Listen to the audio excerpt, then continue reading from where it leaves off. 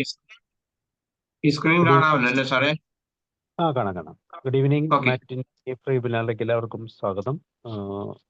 കുറച്ച് ദിവസങ്ങളായി നമ്മൾ കോഗ്നിറ്റീവ് എന്ന് പറയുന്ന തരത്തിലാണ് ഇങ്ങനെ മൈൻഡ്ഫുൾനെസ്സിലൂടെ മുന്നോട്ട് പോയിക്കൊണ്ടിരിക്കുന്നത്. കഴിഞ്ഞ ആഴ്ച കോഗ്നിറ്റീവ് റീഫ്രെയിം ആയിരുന്നു. ഈ ആഴ്ച നമ്മൾ കോഗ്നിറ്റീവ് ഡിഫ്യൂഷനാണ്. എന്താണ് ആ ടോപ്പിക്ക്, എങ്ങനെയാണ് അത് മൈൻഡ്ഫുൾനെസ്സുമായിട്ട് കണക്ട് ചെയ്ത് പ്രയോജനകരമായ റിസൾട്ട് കിട്ടുന്നതെന്ന് ആന്റണി സാർ തീർച്ചയായിട്ടും നമ്മളോട് സംസാരിക്കും. എല്ലാവരെയും സ്വാഗതം ചെയ്യുന്നു. അതോടൊപ്പം Antony sir. Antony sir, you are welcome. Good evening. എല്ലാവർക്കും ഞാൻ നല്ലൊരു സായാഹ്നം ആശംസിക്കുന്നു. ഇന്നത്തെ വിഷയം കോഗ്നിറ്റീവ് ഡിഫ്യൂഷൻ എന്നുള്ളതാണ്. ഒരുപക്ഷെ ഈ വിഷയം കേൾക്കുമ്പോൾ പലർക്കും ഇതെന്താണെന്നുള്ള കൗതുകം, അതുപോലെ ഒരു ഭയം, ഇതെന്താണ് മൈൻഡ്ഫുൾനെസ്സുമായിട്ട് ബന്ധപ്പെടുത്തി പറയാൻ പറ്റുന്നത് എന്നുള്ളതാണ്. ഇത്ര ഒരു കഠിനമായ അല്ലെങ്കിൽ ഒരു പ്രയാസമുള്ള ഒരു വിഷയമായിരിക്കുമോ ഇതെന്നുള്ള പലർക്കും പേടിയുണ്ട്. ഒരുപക്ഷെ ആ പേടി കൊണ്ട് വരാത്തവർ കാണും ഇന്ന്. ഇനി ഇത് എന്താണെന്ന് അറിയാനുള്ള കൗതുകം, ഇതൊന്ന് കേട്ടിട്ടേ ഉള്ളൂ എന്ന് കരുതി വന്നിട്ടുള്ളവരും കാണും ഇന്നത്തെ ദിവസം. ഓക്കെ. കോഗ്നിറ്റീവ് ഡിഫ്യൂഷൻ അല്ലെങ്കിൽ അവധാനപൂർവ്വ ധ്യാനവും കോഗ്നിറ്റീവ് ഡിഫ്യൂഷൻ എന്നുള്ളതിന് ഞാൻ വളരെയേറെ ശ്രമിച്ചു ഇതിന്റെ ഒരു മലയാള വാക്കുകൾ കണ്ടുപിടിക്കാൻ വേണ്ടി, പക്ഷേ ഇല്ല. അതുകൊണ്ട് ഞാൻ പരാജയപ്പെട്ടു. ആ പരാജയം എല്ലാവരുടെയും എന്തോ ജ്ഞാനവ്യാപനം. വ്യാപനം അല്ലല്ല. ആ diffusion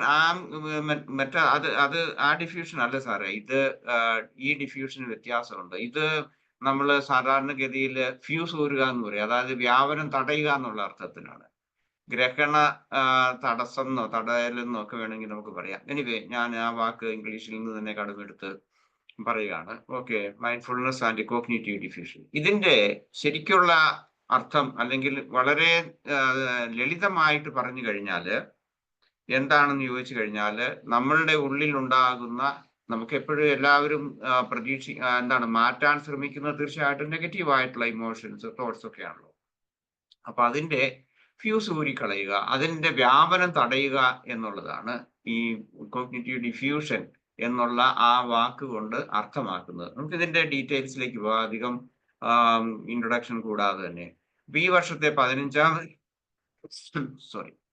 15ാമത്തെ ടോക്കാണ് reset, release, റീഅലൈൻ and regain എന്നുള്ള ആ ഒരു വിഷയത്തെ ആസ്പദമാക്കിയിട്ടുള്ളതാണ്. പുനഃസജ്ജീകരിക്കുക, വിട്ടുകൊടുക്കുക, പൊരുത്തപ്പെടുക, വീണ്ടെടുക്കുക. ഇതാണ് നമ്മുടെ ഈ ഒരു വർഷത്തെ നമ്മുടെ വിഷയം എന്ന് പറയുന്നത്. അതിൽ 15ാമത്തേതാണ്. അപ്പൊ നമുക്ക് ഇനി കൂടുതലായിട്ടുള്ള ഇൻട്രൊഡക്ഷൻ കൂടാതെ നമുക്ക് വിഷയത്തിലേക്ക് പോകാം. പർപ്പസ് എന്ന് പറയുന്നത് എന്താണ് കോഗ്നിറ്റീവ് ഡിഫ്യൂഷൻ എന്ന് പറയുന്നത്? അത് ഞാൻ പറഞ്ഞു, നമ്മളൊന്ന് ഐഡന്റിഫൈ ചെയ്യുന്നതിന് വേണ്ടിയിട്ടാണ്. നമ്മളൊരു വ്യക്തിയെ നമ്മൾ കാണുന്നു, അല്ലെങ്കിൽ അതുപോലെ തന്നെ നമ്മളൊന്ന് മാറ്റി നിർത്തി, അങ്ങനെയല്ലേ നമ്മളിപ്പം ഓരോരുത്തരും നമ്മൾ ഈ സ്ക്രീനിൽ കാണുന്നവർ, അല്ലെങ്കിൽ നമ്മുടെ ജീവിതത്തിലെ ഒരു വ്യക്തി എന്ന് പറയുന്ന ഒരു ഓബ്ജക്റ്റ് പോലെയല്ല, ഓബ്ജക്റ്റ് ആണ്. എല്ലാം ഓബ്ജക്റ്റ് ആയിട്ടാണ് നമ്മൾ കാണുന്നത്. അപ്പൊ നമ്മുടെ തോട്ടിനെ നമ്മൾ ഇത്രയും കാലം ഐഡന്റിഫൈ ചെയ്യാതെ ബാക്ക്ഗ്രൗണ്ടിൽ ഇങ്ങനെ ചിന്തയുടെ ലോകത്തൂടെ പോകുന്ന അത് റെപ്പറ്റീവ് ആണ്. അങ്ങനെയുള്ള ആ നെഗറ്റീവ് ഇമോഷൻസിനെ ഒന്ന് ഡിസ്റ്റൻസ് ചെയ്യുക, നമ്മളുടെ കൺമുൻപിൽ എന്ന് പറഞ്ഞതുപോലെ കൊണ്ടുപോകുന്ന അതിനെ ഒന്ന് കാണുക, അതിനെ നമ്മൾ എന്നിട്ട് ഐഡന്റിഫൈ ചെയ്യുക, അതിന് പേര് കൊടുക്കുക, അങ്ങനെയൊക്കെയുള്ള ആ ഒരു രീതിയാണ്. അതിനെയാണ് നമ്മൾ ഈ കോഗ്നിറ്റീവ് ഡിഫ്യൂഷൻ എന്ന് പറയുന്നത്. അതുപോലെ തന്നെ അതിന്റെ ശക്തി കെടുത്തിക്കളയുക എന്നുള്ളതാണ്. നമ്മൾ നെഗറ്റീവായിട്ടുള്ള ചിന്തയുണ്ട്, ആ ചിന്തയെ നമ്മൾ ഐഡന്റിഫൈ ചെയ്യുന്നു. ഇത്രയും കാലം നമുക്ക് മനസ്സിലാക്കാൻ കഴിയാതിരുന്നതിനെ നമ്മൾ മനസ്സിലാക്കി, അതിന്റെ ആ ശക്തി നമ്മുടെ മനസ്സിൽ ഇങ്ങനെ റിപ്പീറ്റഡ് ആയിട്ട് വരുന്ന സമയത്തുണ്ടാകുന്ന ശക്തി കുറയ്ക്കുക എന്നുള്ളതാണ്. ഇതിനോടൊപ്പം തന്നെ നമുക്ക് എങ്ങനെയാണ് ഈ മൈൻഡ്ഫുൾനെസ് അല്ലെങ്കിൽ അവധാനപൂർവ്വ ധ്യാനം എന്ന് പറയുന്ന ഈ വിഷയവുമായിട്ട് ബന്ധപ്പെടുത്തി നമുക്ക് എങ്ങനെ പറയാൻ പറ്റും? അല്ലെങ്കിൽ ഈ തോട്ട് പാറ്റേൺസിനെ നമ്മൾ ഒന്നിനെ ഐഡന്റിഫൈ ചെയ്യുന്നു, മറ്റൊന്നിനെ ഐഡന്റിഫൈ ചെയ്യുന്നതിനെ അതിന് ദ്രുതഗതിയിലാക്കുക, അതിന്റെ ആ ശക്തി കുറയ്ക്കുന്നതിന് വേണ്ടിയിട്ട് ദ്രുതഗതിയിലാക്കുന്ന അതിനു വേണ്ടിയിട്ടാണ് മൈൻഡ്ഫുൾനെസ് ഉപയോഗിക്കുന്നത്. അപ്പൊ അത് തമ്മിലുള്ള ബന്ധവും ഞാൻ സംസാരിക്കും. ഓക്കെ. ഇന്നത്തെ സംസാരിക്കാൻ പോകുന്ന വിഷയങ്ങൾ: what is cognitive diffusion and mindfulness, അതിന്റെ റിലേഷൻഷിപ്പ്, റിസർച്ച് ഫൈൻഡിങ്സ്. ഒരുപക്ഷെ ഈ വിഷയത്തെക്കുറിച്ച് പറയുമ്പോഴേക്കും പ്രായോഗികമല്ല എന്ന് നമുക്ക് തോന്നും. ഇതുകൊണ്ട് എന്താ കാര്യം ഇരിക്കുന്നത്? കോഗ്നിറ്റീവ് ഡിഫ്യൂഷൻ എന്ന് പറയുന്നത് എന്താണ്? നമ്മുടെ നമുക്ക് എപ്പോഴും പ്രായോഗികമായിട്ടുള്ള കാര്യങ്ങളെ കുറിച്ച് പറയണം മൈൻഡ്ഫുൾനെസ്സുമായിട്ട് ബന്ധപ്പെടുത്തി. അപ്പൊ അതുകൊണ്ട് കുറച്ച് റിസർച്ച് ഫൈൻഡിങ്സ് ഉണ്ട്, ആയിരക്കണക്കിന് റിസർച്ച് ഫൈൻഡിങ്സ് ഇതുമായിട്ട് ബന്ധപ്പെട്ട് നമുക്ക് കിട്ടുന്നുണ്ട്. പക്ഷേ അതിൽ ഏതാനും കാര്യങ്ങൾ ഞാൻ പറയുന്നു. ദെൻ മൈൻഡ്ഫുൾ സ്ട്രാറ്റജീസ്, മൈൻഡ്ഫുൾനെസ് ഉപയോഗിച്ച് അവധാനപൂർവം ഉപയോഗിച്ച് ആ ധ്യാന രീതി ഉപയോഗിച്ചുകൊണ്ട് എങ്ങനെ നമുക്ക് ഈ ചിന്തകളുടെ ആ ശക്തിയെ കുറയ്ക്കാൻ പറ്റും. ദെൻ ഫൈനലായിട്ട് അതിന്റെ പ്രയോജനങ്ങൾ എന്തൊക്കെയാണ്. Okay, what is cognitive diffusion എന്ന് ചോദിച്ചു കഴിഞ്ഞാൽ ഇതൊരു സൈക്കോളജിക്കൽ ടേം ആണ്. എസ്പെഷ്യലി സൈക്കോ അനാലിസിസിന്റെ ഉപയോഗിക്കുന്ന ഒരു ടെക്നിക്കാണ്. അതെന്താണ്, നമ്മളുടെ ആ ബന്ധം, നമ്മുടെ തോട്ടുണ്ട്, നമ്മുടെ ചിന്തകളും നമ്മളുടെ മനസ്സും അല്ലെങ്കിൽ നമ്മുടെ ബ്രെയിൻ, ഇതുമായിട്ടുള്ള ആ ബന്ധങ്ങളെ സൂചിപ്പിക്കുന്നതിന് വേണ്ടിയിട്ട് ഉപയോഗിക്കുന്നതാണ്. പ്രത്യേകിച്ച് അതിനെ ഐഡന്റിഫൈ ചെയ്യുക, നെയിം ചെയ്യുക, അതിന്റെ ശക്തി കുറയ്ക്കുക. അങ്ങനെ നമുക്ക് കൂടുതൽ നെഗറ്റീവായിട്ടുള്ള ചിന്തകൾ അനുദിന ജീവിതത്തിൽ ഒഴിവാക്കാൻ നമുക്ക് സാധിക്കുക. അതുവഴി നമുക്ക് കൂടുതൽ സന്തോഷം, സമാധാനം, നമ്മൾ ഇതൊക്കെയാണല്ലോ കൂടുതലായിട്ട് ആഗ്രഹിക്കുന്നത്. അപ്പൊ അതിലേക്ക് വരിക, കുറച്ചുകൂടി പീസ്ഫുൾ ആയിട്ട് നമുക്ക് ജീവിക്കാൻ സാധിക്കുന്ന ഒരു സാഹചര്യത്തിന് വേണ്ടിയിട്ടാണ്. അല്ലെങ്കിൽ അതിനെയാണ് നമ്മൾ ഈ കോഗ്നിറ്റീവ് ഡിഫ്യൂഷൻ എന്ന് പറഞ്ഞാൽ. വളരെ ശക്തമായിട്ട് നമുക്കറിയാം, ഒരു കൊടുങ്കാറ്റ്, ടൊർണാഡോ, അത് നമ്മുടെ നാട്ടിൽ അധികം ഇല്ല, എന്നാലും നമ്മുടെ നാട്ടിലൊക്കെ ഉണ്ടാകുന്ന ബംഗാൾ ഉൾക്കടലിലെ ഡിപ്രഷൻ വഴി കേരളത്തിലും അല്ലെങ്കിൽ പ്രത്യേകിച്ച് ആന്ധ്രയുടെ തീരപ്രദേശങ്ങളിൽ കേരളത്തിലും ഉണ്ടാകാറുണ്ട്. അപ്പൊ അതിന്റെയൊക്കെ ആ ശക്തി കുറച്ച് കളയുന്നത് പോലെ നമ്മുടെ ചിന്തയുടെ നെഗറ്റീവ് തോട്ട്സിന്റെ ശക്തി കുറയ്ക്കുക. ഇത് അക്സെപ്റ്റൻസ് ആൻഡ് കമ്മിറ്റ്മെന്റ് തെറപ്പിയുടെ ഒരു വളരെ അവിഭാജ്യ ഘടകമായിട്ടാണ് സാധാരണഗതിയിൽ നമ്മൾ ഇത് ഉപയോഗിക്കുന്നത്. So there are two words. Roy sir പറഞ്ഞ പോലെ ഡിഫ്യൂഷൻ എന്ന് പറയുന്നതും അതുപോലെ ഡിഫ്യൂസ് അല്ലെ ഡിഫ്യൂഷൻ, ഇത് ഡിഫ്യൂഷൻ എന്നും പറയും. ഓക്കെ, നമ്മൾ ഇന്ന് കോഗ്നിറ്റീവ് ഡിഫ്യൂഷൻ എന്നത് വാക്കുകൊണ്ട് ഉദ്ദേശിക്കുന്നത് വളരെ ഹാംഫുൾ ആയിട്ടുള്ള അല്ലെങ്കിൽ നെഗറ്റീവ് ആയിട്ടുള്ള വളരെ ശക്തിയുള്ള നമ്മളുടെ അതിന്റെ ശക്തി കുറയ്ക്കുക, ടു റിമൂവ് ദ ഫ്യൂസ് എന്ന് പറയും. നമുക്ക് കേരളത്തിലുള്ളവർക്ക് അറിയാം ഫ്യൂസ് ഊരുന്നത്, ഇല്ലേ? അതിന്റെ ഇലക്ട്രിസിറ്റി കട്ട് ചെയ്യുന്നതിന് വേണ്ടിയിട്ടൊക്കെ ഫ്യൂസ് ഊരുക എന്ന് പറയുന്നത്. അപ്പൊ അതിന്റെ ആ ഫ്യൂസ് ഊരുക എന്ന് വേണമെങ്കിൽ പറയാം. എന്തിന്റെയെങ്കിലും ശക്തിയെ, ഒരു പ്രവാഹത്തെ, ചിന്തയുടെ പ്രവാഹത്തെ തടസ്സപ്പെടുത്തുക, അത് കുറയ്ക്കുക, അല്ലെങ്കിൽ അതിനെ മാറ്റി വിടുക എന്നുള്ളതിനാണ് to fuse, to remove the fuse. അടുത്ത ഡിഫ്യൂഷൻ എന്ന് പറയുന്നത് എന്താണ്, വിച്ച് പാർട്ടിക്കിൾസ്, അതായത് നമ്മളിപ്പോ ഒരു ഉദാഹരണം പറഞ്ഞു കഴിഞ്ഞാൽ, പ്രത്യേകിച്ച് മോളിക്കുലാർ ബയോളജി അങ്ങനെയുള്ള പല സയന്റിഫിക് ആയിട്ടുള്ള ഇതിലാണ് ഇത് ഈ രണ്ടാമത്തെ ഡിഫ്യൂഷൻ ഉപയോഗിക്കുന്നത്. അതായത് പാർട്ടിക്കിൾസ് അതിന്റെ ഒരു സോഴ്സിൽ നിന്ന് അതിന്റെ നമ്മുടെ ഒരു എപ്പിസെന്റർ എന്നൊക്കെ വേണേൽ പറയാം. അപ്പൊ അതിന്റെ അത് കുറഞ്ഞിട്ട്, ഞാൻ ഉദാഹരണമായിട്ടാണ് എപ്പിസെന്റർ എന്ന് ഞാൻ ഉദ്ദേശിച്ചത്, നിങ്ങൾക്കറിയാം അതിന്റെ എവിടെയാണ് എപ്പിസെന്റർ എന്നുള്ളതിൻ്റെ ഇത്. അപ്പൊ അതിൽ നിന്ന് അതിങ്ങനെ പയ്യെ ശാന്തമായിട്ട്, അല്ലെങ്കിൽ അത് വളരെ കുറച്ചു പോകുന്നു. ഇനിയിപ്പോ നമ്മുടെ ലൈഫിൽ അല്ലെങ്കിൽ നമ്മുടെ ശരീരത്തിന്റെ ഒരു ഇത് പറഞ്ഞു കഴിഞ്ഞാല്, നമ്മൾ ശ്വസിക്കുന്ന സമയത്ത് നമ്മളുടെ വായു നമ്മളുടെ ലങ്സിലേക്ക് വരുന്നു. അത് നമ്മളുടെ ഓക്സിജൻ ഓക്സിജൻ ആയിട്ട് ഈ വായുവിൽ നിന്നുള്ള ഓക്സിജൻ നമ്മൾ സ്വീകരിക്കുന്നു. അതിനുശേഷം അത് വീണ്ടും ഡിഫ്യൂസ്ഡ് ആയിട്ടാണ്, അല്ലെങ്കിൽ അത് വളരെ സ്പ്രെഡ് ചെയ്യുന്നുണ്ട്. എങ്ങോട്ടാ പോകുന്നത്? നമ്മളുടെ ശരീരത്തിന്റെ എല്ലാ കോശങ്ങളിലേക്കും പോകുന്നുണ്ട്. ഒരു കോശം ജീവിക്കണമെങ്കിൽ അതിന്റെ ജീവൻ എന്ന് പറയുന്നത് ക്യാൻസർ സെൽസ് അല്ല, സാധാരണ നമ്മളുടെ സെൽസ് നോർമൽ ആയിട്ടുള്ള ഹ്യൂമൻ സെൽസിന്റെ സർവൈവ് ചെയ്യണമെങ്കിൽ അതിന് ഓക്സിജൻ വേണം. അപ്പൊ അത് ലങ്സിൽ നിന്ന് വന്നിട്ട് അത് ഡിഫ്യൂസ് ചെയ്യുന്നു. അതിന്റെ ആ കോൺസെൻട്രേഷൻ കുറച്ചിട്ട് ലോവർ കോൺസെൻട്രേഷനിൽ അത് വ്യാപിപ്പിക്കുന്നു. അതിനാണ് ഡിഫ്യൂഷൻ എന്ന് പറയുന്നത്. ഓക്കെ, എനിക്ക് തോന്നുന്നു നിങ്ങൾക്ക് മനസ്സിലായി. കാരണം ഇതിന്റെ ഒന്ന് ശക്തി കുറയ്ക്കുന്നതാണ്, മറ്റൊന്ന് ശക്തി കുറച്ചിട്ട് അത് ശക്തി കുറയുന്നുണ്ട് അതിന്റെ, പക്ഷെ ആ വ്യാപനം ആണ് അതിൽ ഉദ്ദേശിക്കുന്നത്. ഓക്കെ, നമുക്ക് ഇനി കോഗ്നിറ്റീവ് ഡിഫ്യൂഷൻ ആൻഡ് മൈൻഡ്ഫുൾനെസ്സും തമ്മിലുള്ള ബന്ധത്തെ കുറിച്ച് നോക്കാം. ഒന്നാമത്തത്, both involve awareness of thoughts. രണ്ടും നമുക്കുണ്ടാകുന്ന ചിന്തകളെ കുറിച്ചുള്ള അവയർനെസ്, ഇപ്പൊ പെട്ടെന്ന് നമ്മൾ ഉണ്ടാകുന്ന ആ ഒരു ചിന്തയെ കണ്ടുപിടിക്കുക എന്നുള്ളതാണ്. നമുക്ക് വളരെ കാലമായിട്ട് മൈൻഡ്ഫുൾനെസ് പ്രാക്ടീസ് ചെയ്യുന്ന നിങ്ങൾക്കൊക്കെ അറിയാൻ സാധിക്കും എന്താണ്. അതായത് നമ്മൾ മെഡിറ്റേഷന്റെ സമയത്ത് പ്രാക്ടീസ് ചെയ്തിട്ട് പിന്നെ നമ്മൾ ജീവിക്കുകയാണ്, അല്ലെ? നമ്മൾ ഇപ്പൊ അനുദിന ജീവിതത്തിലേക്ക് പോവാണ്. ആ സമയത്ത് നമ്മൾ എന്ത് ചെയ്യുന്നുണ്ട് നമുക്ക് അറിയാൻ പറ്റും. അവിടെ നമ്മൾ ഒബ്സർവ് ചെയ്ത് അങ്ങനെ ഒരു പ്രാക്ടീസ് കിട്ടിക്കഴിഞ്ഞാൽ അതിന് അവയർനെസ് ഓഫ് തോട്ട്സ് ആണ് രണ്ടും നമ്മളെ പരിശീലിപ്പിക്കുന്നത്. അല്ലെങ്കിൽ അതുകൊണ്ടാണ് മൈൻഡ്ഫുൾനെസ് എന്ത് ചെയ്യുന്നു? Thought without judgement. പിന്നെ നമ്മൾ ആ ഒരു എന്തെങ്കിലും കേൾക്കുമ്പോൾ അതിനെക്കുറിച്ചുള്ള ഒരു ജഡ്ജ്മെന്റ് അത് കണ്ടിന്യൂസ് ആയിട്ട് പോവുകയാണ്. നമ്മുടെ മനസ്സിലുണ്ടാകുന്ന ഓരോ ചിന്തയെക്കുറിച്ചും.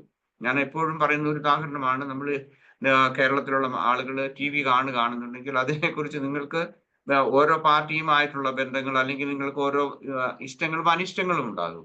ഓരോ കാര്യങ്ങൾ കേൾക്കുന്നത്. അതുപോലെ തന്നെ നമ്മളുടെ ചിന്തയെ നമ്മൾ കാറ്റഗറൈസ് ചെയ്യുന്നുണ്ട്. അപ്പൊ അത് മൈൻഡ്ഫുൾനെസ് എന്ത് ചെയ്യുന്നു? ഈ ഡിഫ്യൂഷനെ സഹായിക്കുന്നതിനാണ്. വിത്തൗട്ട് ജഡ്ജ്മെന്റ് നമ്മൾ പഠിച്ചിട്ടുണ്ട്, അല്ലെങ്കിൽ നമ്മൾ പഠിച്ചുകൊണ്ടിരിക്കുകയാണ്.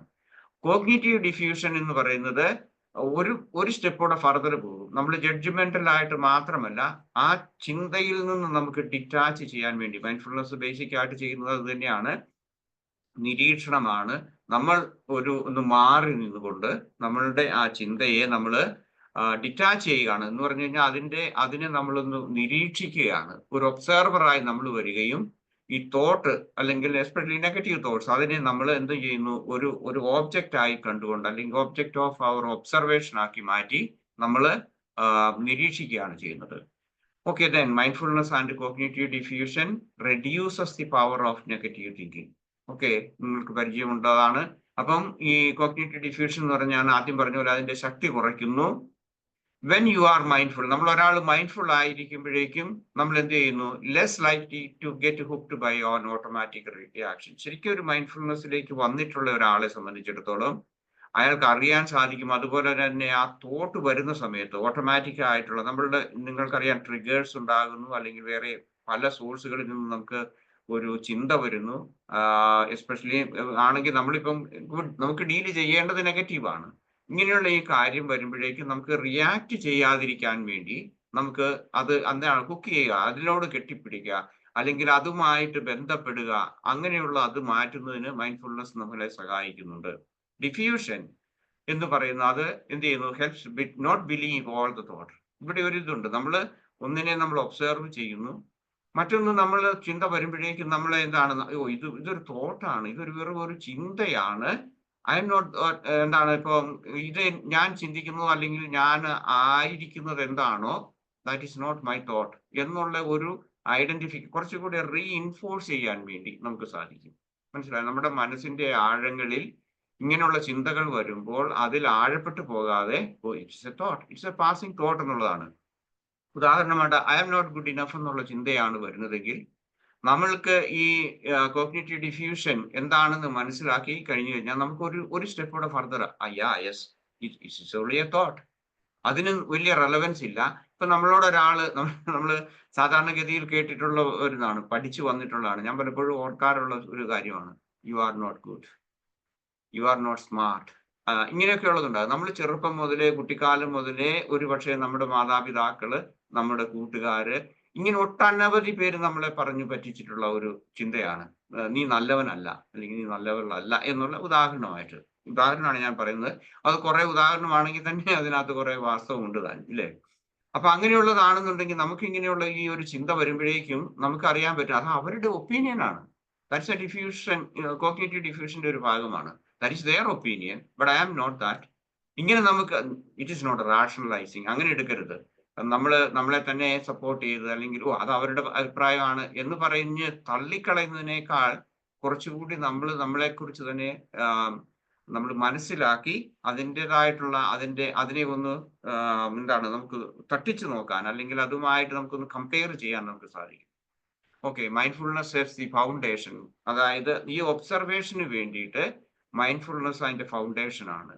ഉദാഹരണമായിട്ട് കോഗ്നിറ്റീവ് ഡിഫ്യൂഷൻ എന്ന് പറയുന്ന ആ ഒരു ടെക്നിക്ക് സൈക്കോ അനാലിസിസിൽ പഠിപ്പിക്കുന്നുണ്ടെങ്കിൽ, ആരെങ്കിലും ഏതെങ്കിലും തരത്തിൽ പഠിച്ച്, അല്ലെങ്കിൽ ഇപ്പോൾ ഒരു ക്ലയന്റ് ആയിട്ട് നമ്മൾ ചെല്ലുകയാണ്, നമുക്ക് ഒരു മാനസിക വിഷമം ഉണ്ട്, അതിന്റെ പേരിൽ ഇങ്ങനെ നെഗറ്റീവ് തിങ്കിങ് ആണ്, I am not good enough, I am a failure എന്നൊക്കെ ഉള്ള ചിന്തയോടുകൂടി ഒരാൾ വന്ന് അതങ്ങനെ വളരെ ഒരു ന്യൂറോസിസിന്റെ ഇതിലേക്ക് വരുന്ന സമയത്ത് ചെല്ലുന്ന ആളെ മൈൻഡ്ഫുൾനെസ് കൂടി പഠിപ്പിച്ചു കഴിഞ്ഞാൽ കൂടുതൽ എളുപ്പത്തിൽ അത് സാധിക്കും. കാരണം എന്താണെന്ന് വെച്ച് കഴിഞ്ഞാൽ ഇത് ഐഡന്റിഫൈ ചെയ്യാൻ വേണ്ടി നമ്മൾക്കൊരു കറക്റ്റ് ആയിട്ടുള്ള ക്ലോസ് ഒബ്സർവേഷൻ നമുക്ക് കിട്ടും.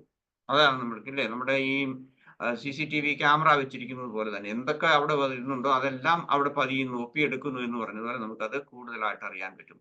യു കാൺ ഡിഫ്യൂസ് ഫ്രം, അതായത് നമ്മൾ നോട്ടീസ് ചെയ്യാത്ത, നമ്മൾ ഒബ്സർവ് ചെയ്യാത്ത, നമ്മളുടെ മനസ്സിൽ നമുക്ക് പതിഞ്ഞു കിട്ടാത്ത ഒന്നിനെ നമുക്ക് ഡിഫ്യൂസ് ചെയ്യാൻ പറ്റില്ല. അങ്ങനെയാണ് അല്ലെ? മനസ്സിലായി എന്ന് കരുതുന്നു. അതായത് ഒന്ന് ഫൗണ്ടേഷൻ ആണ്, രണ്ടാമത് നമ്മുടെ മനസ്സിൽ എന്തെങ്കിലും ഒരു തോട്ട് വന്നു എന്നുള്ളതിന്റെ ശക്തി കുറയ്ക്കണമെങ്കിൽ നമ്മൾ അതേക്കുറിച്ച് അവയർനെസ് ഉള്ളവരാകണം.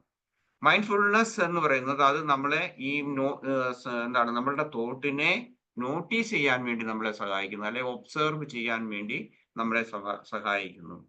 അടുത്തതായിട്ട് ഡിഫ്യൂഷൻ എന്ന് പറയുന്നത് ഇതിനെ നമുക്ക് റിലേറ്റ് ചെയ്യാൻ പറ്റും ഇൻ എ ഡിഫറെന്റ് വേ. ഒന്നുകിൽ നമുക്ക് അതിന്റെ ശക്തി കുറയ്ക്കുന്നതിന് വേണ്ടി നമുക്ക് അതിനെ മനസ്സിലാക്കണം, ഒരു ഒബ്സർവ് ചെയ്യുന്നു. പിന്നെ നമുക്ക് വേറൊരു പെർസ്പെക്റ്റീവില് അത് അവർ പറഞ്ഞതാണ്, ഇപ്പൊ ഞാൻ അതങ്ങനെ അല്ല, അല്ലെങ്കിൽ എനിക്കത് സ്വീകരിക്കേണ്ട കാര്യമില്ല എന്നുള്ള ആ ഒരു ഇതിലേക്ക് കൂടി നമുക്ക് പോകാൻ സാധിക്കും. അതായത് നമ്മുടെ പെർസ്പെക്റ്റീവ്, നമ്മുടെ പോയിന്റ് ഓഫ് വ്യൂ ഒന്ന് മാറ്റി വേറൊരു ആംഗിളിൽ നമുക്ക് ചിന്തിക്കാൻ പറ്റും. ഉദാഹരണം, instead of I am a failure, നമുക്ക് എന്ത് ചെയ്യാൻ പറ്റും? I am having a thought that I am a failure, അല്ലെങ്കിൽ യു ആർ നോട്ട് ഗുഡ് എന്നുള്ള ഒരാൾ പറഞ്ഞെങ്കിൽ yes I have a thought, or I can say that this is the opinion of somebody, my teacher or my എന്താണ് supervisor or whoever it be. Okay, then mindfulness creates the space, അതായത് for diffusion by helping individuals to observe thoughts without automatic reactions. ഇതൊരു space കൊടുക്കുന്നു, ഒരു ചിന്തയ്ക്ക് അല്ലെങ്കിൽ അതിന്റെ ഒരു സ്ഥലം നമുക്ക് ക്രിയേറ്റ് ചെയ്തു തരുന്നത് മൈൻഡ്ഫുൾനെസ് ആണ്. നമുക്കൊരു ചിന്ത വരുന്നു, ആ ചിന്തയുടെ ആ ഒരു ഇടം എന്ന് പറയുന്നത്, അല്ലെങ്കിൽ അതിനൊരു സ്ഥലമുണ്ട് അല്ലേ, ആ ഒരു സ്പേസ് നമുക്ക് ക്രിയേറ്റ് ചെയ്തു തരുന്നത് മൈൻഡ്ഫുൾനെസ് ആണ്. അതിലൂടെയാണ് നമ്മൾ ഐഡന്റിഫൈ ചെയ്യുന്നത്, ക്ലോസ് ആയിട്ട് അറിയാൻ പറ്റുന്നതും അത് റിയാക്ട് ചെയ്യാതെ നമുക്ക് മനസ്സിലാക്കാൻ കഴിയുന്നത്. ദെൻ അടുത്തത് കോഗ്നിറ്റീവ് ഡിഫ്യൂഷൻ എന്ന് പറയുന്നത് എന്ത് ചെയ്യുന്നു? Builds mindfulness by providing. അത് മൈൻഡ്ഫുൾനെസ്സിലേക്ക് കൂടുതൽ ആഴത്തിലാകാൻ വേണ്ടിയിട്ട് സഹായിക്കുന്നു. വിത്ത് സ്പെസിഫിക് സ്ട്രാറ്റജീസ് ഉണ്ടാകും. ഓക്കെ, അത് ഉടനെ തന്നെ ഞാൻ സംസാരിക്കും, എങ്ങനെയാണ് നമുക്ക് അത് ചെയ്യാൻ സാധിക്കുന്നത് എന്നുള്ളത്. അപ്പം ഒന്ന് നമ്മളെ അവെയർ ആക്കുന്നു, അതുപോലെ തന്നെ നമുക്കൊരു പെർസ്പെക്റ്റീവ് തരുന്നു. ആ സ്പേസിൽ നിന്നുകൊണ്ട് നമ്മൾ അതിനെ നോക്കിക്കാണുന്നു, ഡിസ്റ്റൻസ് ചെയ്യുന്നു, അല്ലെങ്കിൽ നമുക്ക് അകൽച്ച പാലിക്കാൻ നമ്മളെ സഹായിക്കുന്നു. അതുപോലെ തന്നെ നമുക്ക് പ്രായോഗിക ജീവിതത്തിൽ, അനുദിന ജീവിതത്തിൽ നമുക്ക് കുറച്ച് സ്ട്രാറ്റജികൾ ഈ കോഗ്നിറ്റീവ് ഡിഫ്യൂഷൻ നമുക്ക് കാണിച്ചു തരുന്നു. എങ്ങനെയാണ് നമ്മുടെ അതിശക്തമായിട്ട് നമ്മളെ ഇൻഫ്ലുവൻസ് ചെയ്യുന്ന ആ ചിന്തകളിൽ നിന്ന്, നെഗറ്റീവ് തോട്ടിൽ നിന്ന് നമുക്ക് മാറാൻ സാധിക്കുന്നത്. ഓക്കെ, ഇത് രണ്ടും എന്താണ്? Aim to reduce experiential avoidance. നമുക്ക് അത് കൂടുതലായിട്ട് വന്ന് ഒരു വികാരം നെഗറ്റീവായിട്ടുള്ള ഒന്ന് വന്നു, തോട്ട് വന്നു, അതിന്റെ പുറകെ പോയി അത് നമ്മളുടെ ബ്രെയിനിലേക്ക്, അതുപോലെ നമ്മുടെ ശരീരത്തിൽ എന്തെങ്കിലും തരത്തിലുള്ള റിയാക്ഷൻ ഉണ്ടാകാതിരിക്കുന്നതിന് വേണ്ടിയിട്ടും അതിന്റെ ആ ശക്തി കുറയ്ക്കുന്നതിന് വേണ്ടിയിട്ടും സഹായിക്കുന്നു. അതുപോലെ തന്നെ ഒന്ന് നമ്മൾ സപ്രസ് ചെയ്യുകയോ, അല്ലെങ്കിൽ അതിൽ നിന്ന് ഒരു ചിന്ത വരുമ്പോൾ എനിക്കത് വേണ്ട, അല്ലെങ്കിൽ അത് അടിച്ചു അമർത്തി കളയുന്നത് ഏതെങ്കിലും തരത്തിലുള്ള ആ ഒരു നമ്മളുടെ സൈക്കോളജിക്കൽ ആയിട്ടുള്ള ആ ഒരു ഇതിൽ നിന്ന് മാറ്റി കൂടുതൽ ഫ്ലെക്സിബിലിറ്റി നമുക്ക് തന്ന് നമ്മളെ കൂടുതൽ നമ്മുടെ വാല്യൂസിന്റെ പേരിലോ, അല്ലെങ്കിൽ വേറെ ഏതെങ്കിലും തരത്തിലുള്ള ഒരു ഡിസ്കംഫർട്ട്, നമുക്കൊരു സുഖകരമല്ലാത്ത മാനസികമായ അസ്വസ്ഥത ഉളവാക്കുന്ന അതിൽ നിന്ന് കുറച്ചുകൂടി ഫ്ലെക്സിബിലിറ്റി നമുക്ക് തരുന്നു, മാറി ചിന്തിക്കാനും. അതുപോലെ തന്നെ അങ്ങനെയുള്ള കാര്യങ്ങൾ ഓടി ഒളിക്കാതെയും അതുപോലെ തന്നെ അടിച്ചമർത്താതെയും നമുക്ക് മുന്നോട്ട് പോകുന്നതിന് സഹായിക്കുന്നു. ദെൻ അടുത്തത് മൈൻഡ്ഫുൾനെസ്സും കോഗ്നിറ്റീവ് ഡിഫ്യൂഷനും തമ്മിലുള്ള ബന്ധം. Mindfulness is a broad awareness. നമ്മൾ കാണുന്നതിന്റെ ഒരു വിശാലമായ ഒരു ഇതാണ് awareness, practice that cultivate presence. കൂടുതലായിട്ട് പ്രസന്റ് മൊമെന്റിൽ എന്താണ് നടക്കുന്നതെന്ന് ഉള്ള ഒരു കൂടുതൽ അവെയർനെസ്, ഒരു വളരെ ഒരു നല്ലൊരു കുറെ വിശാലമായ ഒരു പ്രാക്ടീസിന് വേണ്ടിയിട്ട് മൈൻഡ്ഫുൾനെസ് നമ്മളെ സഹായിക്കുന്നു. അതേസമയം കോഗ്നിറ്റീവ് ഡിഫ്യൂഷൻ അത് എന്താണ്? Targeting a special technique to weaken the power of thoughts നമുക്ക് പറയാം. അതായത് നമ്മുടെ ഒന്ന് നമ്മളെ ചൂണ്ടിക്കാണിക്കുന്നു, അല്ലെങ്കിൽ നമ്മളുടെ അത് മനസ്സിൽ പതിയുന്നത് എന്താണെന്നുള്ളത് തരുന്നു. അതേസമയം അതിനെ നമുക്ക് അവോയ്ഡ് ചെയ്യുക എന്നുള്ള വാക്ക് ഒരുപക്ഷെ ശരിയായിരിക്കില്ല. ഞാൻ പറയുന്നത് മാറ്റുക എന്നുള്ളതല്ല, അതിന്റെ ശക്തി കുറയ്ക്കുക, അതിന്റെ ഒരു പെർസ്പെക്റ്റീവ് മാറ്റുന്നതിന് അതിന് വേണ്ടിയിട്ട് കോഗ്നിറ്റീവ് ഡിഫ്യൂഷൻ ഇത് ടുഗദർ ആയിട്ട് വർക്ക് ചെയ്യാൻ സാധിക്കും. ഓക്കെ, എക്സാമ്പിൾസ് ആണ് ഞാൻ പറയുന്നത്. എന്താണ് ഈ കോഗ്നിറ്റീവ് ഡിഫ്യൂഷൻ അല്ലെങ്കിൽ മൈൻഡ്ഫുൾനെസ്? അതിന്റെ ആ എക്സാമ്പിൾസ് ഞാൻ പറയാം. ഒന്ന്, മൈൻഡ്ഫുൾനെസ്സിലാണെങ്കിൽ I notice I am feeling anxious right now. ഞാൻ ചിലപ്പം എവിടെയെങ്കിലും യാത്രയ്ക്ക് പോകുന്നു, അല്ലെങ്കിൽ മറ്റെന്തെങ്കിലും കാരണത്തിന്റെ പേരിൽ ചിലപ്പം ഇതൊന്നുമില്ലാതെ നമുക്ക് ആങ്ഷ്യസ് ആകാനുള്ളതുണ്ടാകും. വെറും ഫാന്റസിയിൽ നിന്ന് ഏതെങ്കിലും ഒരു ട്രിഗർ അറിഞ്ഞുകൊണ്ട് അറിയാതെയും നമ്മളെ വെറുതെ ആങ്ഷ്യസ് ആക്കും.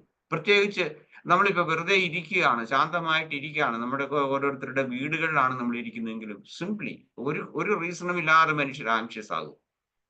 ശരിയാണെന്ന് നിങ്ങൾ സമ്മതിക്കുമെന്ന് ഞാൻ കരുതുന്നു. ഓക്കെ, നമുക്ക് ഡിസ്കഷന്റെ സമയത്ത് അതേക്കുറിച്ച് പറയാം. Okay, then I am anxious എന്നുള്ള ആ ഒരു ചിന്ത വരുന്നു വെറുതെ, ഫാന്റസിയിൽ നിന്നായിരിക്കും ചിലപ്പോൾ വരുന്നത്. ആൻഡ് ദെൻ അതിന്റെ ആ ഒരു ആൻസൈറ്റിയുടെ ഭാഗമായിട്ട് എന്ത് ചെയ്യുന്നു, ചിലപ്പോൾ ഏതെങ്കിലും ശാരീരികമായിട്ടുള്ള വ്യത്യാസങ്ങൾ ഉണ്ടാകും. അത് നമ്മൾ നോട്ട് ചെയ്യുന്നു. ഉദാഹരണം, നമ്മുടെ ഹാർട്ട് ബീറ്റ് വർദ്ധിക്കുന്നു, ബ്ലഡ് പ്രഷർ കൂടുന്നു, അല്ലെങ്കിൽ നമുക്ക് തലവേദന തോന്നുന്നു, അല്ലെങ്കിൽ എന്തെങ്കിലും എവിടെയെങ്കിലും ശരീരത്തിൽ എവിടെയെങ്കിലും ഒരു ടൈറ്റ്നെസ് നമുക്ക് തോന്നുന്നു. So the mind is BC, അങ്ങനെയാണ് നമുക്ക് തോന്നുന്നു. ഓക്കെ, ദെൻ അനദർ എക്സാമ്പിൾ ഇതാണ്. ഒന്ന്, നമ്മൾ നോട്ടീസ് ചെയ്യുകയാണ്, മൈൻഡ്ഫുൾനെസ്സിലൂടെ നമ്മൾ ശ്രദ്ധിക്കുന്നു. Okay, I am too anxious or I am worried എന്നുള്ളത്. ദെൻ കോഗ്നിറ്റീവ് ഡിഫ്യൂഷനിൽ എന്താണ് ചെയ്യുന്നത്? I am having the thought that I am going to mess up. അപ്പൊ ചിലപ്പോൾ അതിൽ നിന്നായിരിക്കും ആൻസൈറ്റി ഉണ്ടാകിയിരിക്കുന്നത്. അങ്ങനെയാണെങ്കിൽ നമുക്ക് ഈ കോഗ്നിറ്റീവ് ഡിഫ്യൂഷൻ ടെക്നിക്ക് ഉപയോഗിച്ച് നമുക്ക് എന്ത് ചെയ്യാൻ പറ്റും? എനിക്കതുണ്ട്, ആ ചിന്തയുണ്ട്. ഒരിക്കൽ നമ്മൾ മൈൻഡ്ഫുൾനെസ്സിലൂടെ ഐഡന്റിഫൈ ചെയ്യുന്നു, അതിനെ കൂടുതലായിട്ട് നമ്മൾ അതിനെ ഒന്നുകൂടെ എന്താ പറയുന്നത്, ഡബിൾ ചെക്കിങ് അല്ലെങ്കിൽ ഒരു വെരിഫിക്കേഷൻ നടത്തുന്നു. ആൻഡ് ദെൻ വി ക്യാൻ മാറ്റി എഴുതാം അതല്ലെങ്കിൽ that is just a thought, not a fact. I am simply anxious or I am simply worrying or അല്ലെങ്കിൽ നമുക്ക് പറയാം, നമുക്കിപ്പം ദേഷ്യപ്പെടുന്നു, പഴയകാല അനുഭവങ്ങളിൽ നിന്ന് എന്തെങ്കിലും ഇതൊക്കെ ഉണ്ടാകുന്നു എന്നുള്ളത്. ഓക്കെ, ഇനി ഞാൻ പറയുന്നത് കുറച്ച് റിസർച്ച് ഫൈൻഡിങ്സിനെ കുറിച്ചാണ്. അതായത് ഇത് കൃത്യമായിട്ട് നമ്മൾ ഉപയോഗിക്കുന്നതാണ്. ഇതിന് ഒത്തിരി സൈക്കോളജിക്കലായിട്ട് അല്ലെങ്കിൽ നമ്മുടെ ഡെയിലി ലൈഫിൽ നമുക്ക് ബന്ധമുണ്ടെന്ന് പറയുന്നതിന് വേണ്ടി ലെവിൻ എത്താൾ നിങ്ങൾക്ക് അറിയാതിരിക്കാൻ, അതായത് ആ ഗ്രൂപ്പ് ലെവിന്റെ ആളുടെ നേതൃത്വത്തിൽ ഇതേക്കുറിച്ച് നടത്തിയിട്ടുള്ള റിസർച്ച് അനുസരിച്ച് നെഗറ്റീവ് തോട്ട്സിന്റെ ആ എഫക്റ്റ്, അതുപോലെ തന്നെ എന്താണ് തോട്ട്സ് മോർ എഫക്റ്റീവ്ലി ദാൻ ഇതിനെ നമുക്ക് നെഗറ്റീവ് തോട്ട്സ് കൊണ്ടുണ്ടാകുന്ന ആ വൈകാരികമായിട്ടുള്ള വേദന അല്ലെങ്കിൽ ആ വിഷമങ്ങള് അതിനെ സപ്രസ് ചെയ്യാതെ അല്ലെങ്കിൽ അത് കൂടുതലായിട്ട് മാറ്റുന്നതിന് സഹായിക്കുന്നു മനുഷ്യരിൽ. ഇങ്ങനെയുള്ള ഇത് 2012 നടത്തിയ റിസർച്ച് അനുസരിച്ച് നെഗറ്റീവ് തോട്ട്സ് ഉണ്ടാകുന്നുണ്ടെങ്കിൽ അത് കൂടുതലായിട്ട് നമുക്ക് മാറ്റാൻ, അല്ലെങ്കിൽ അതിൽ വീണ് പോകാതെ അത് കൂടുതൽ സപ്രസ് ചെയ്യാതെ അതിലെങ്കിൽ അതുകൊണ്ട് നമ്മൾ ഡിസ്ട്രാക്റ്റഡ് ആയിട്ട് നമ്മുടെ ചെയ്തികളെ അത് ഇൻഫ്ലുവൻസ് ചെയ്യാതിരിക്കാൻ വേണ്ടിയിട്ട് സാധിക്കുമെന്ന് ലെവിൻ ആ ഒരു റിസർച്ച് ഗ്രൂപ്പ് നടത്തിയ പഠനങ്ങളിൽ നിന്ന് വ്യക്തമാക്കിയിട്ടുണ്ട്, അല്ലെങ്കിൽ അതുകൊണ്ടുള്ള റിസൾട്ട് അവർ പറയുന്നു. ഹെയ്സ് അവർ 2012 നടത്തിയത് എന്താണ്, നമ്മളുടെ ആ സൈക്കോളജിക്കൽ ഫ്ലെക്സിബിലിറ്റിയെ ഈ കോഗ്നിറ്റീവ് ഡിഫ്യൂഷൻ വഴി നമുക്ക് എന്താണ് കൂടുതൽ ഫ്ലെക്സിബിൾ ആകാൻ നമുക്ക് സാധിക്കും. സൈക്കോളജിക്കൽ ഫ്ലെക്സിബിലിറ്റി എന്ന് ഉദ്ദേശിക്കുന്ന ability to act in line with values despite of discomfort. ഏതെങ്കിലും തരത്തിലുള്ള ഡിസ്കംഫർട്ട് ഉണ്ടാകുന്നുണ്ടെങ്കിലും ആ ഡിസ്കംഫർട്ടിനെ മാറ്റുന്നതിന് വേണ്ടിയിട്ട് നമുക്ക് കൂടുതൽ ഇംപ്രൂവ്ഡ് ആയിട്ടുള്ള ആ ഒരു ഫ്ലെക്സിബിലിറ്റി നമുക്ക് തരുമെന്ന് 2012 ഇതിൽ പറയുന്നു.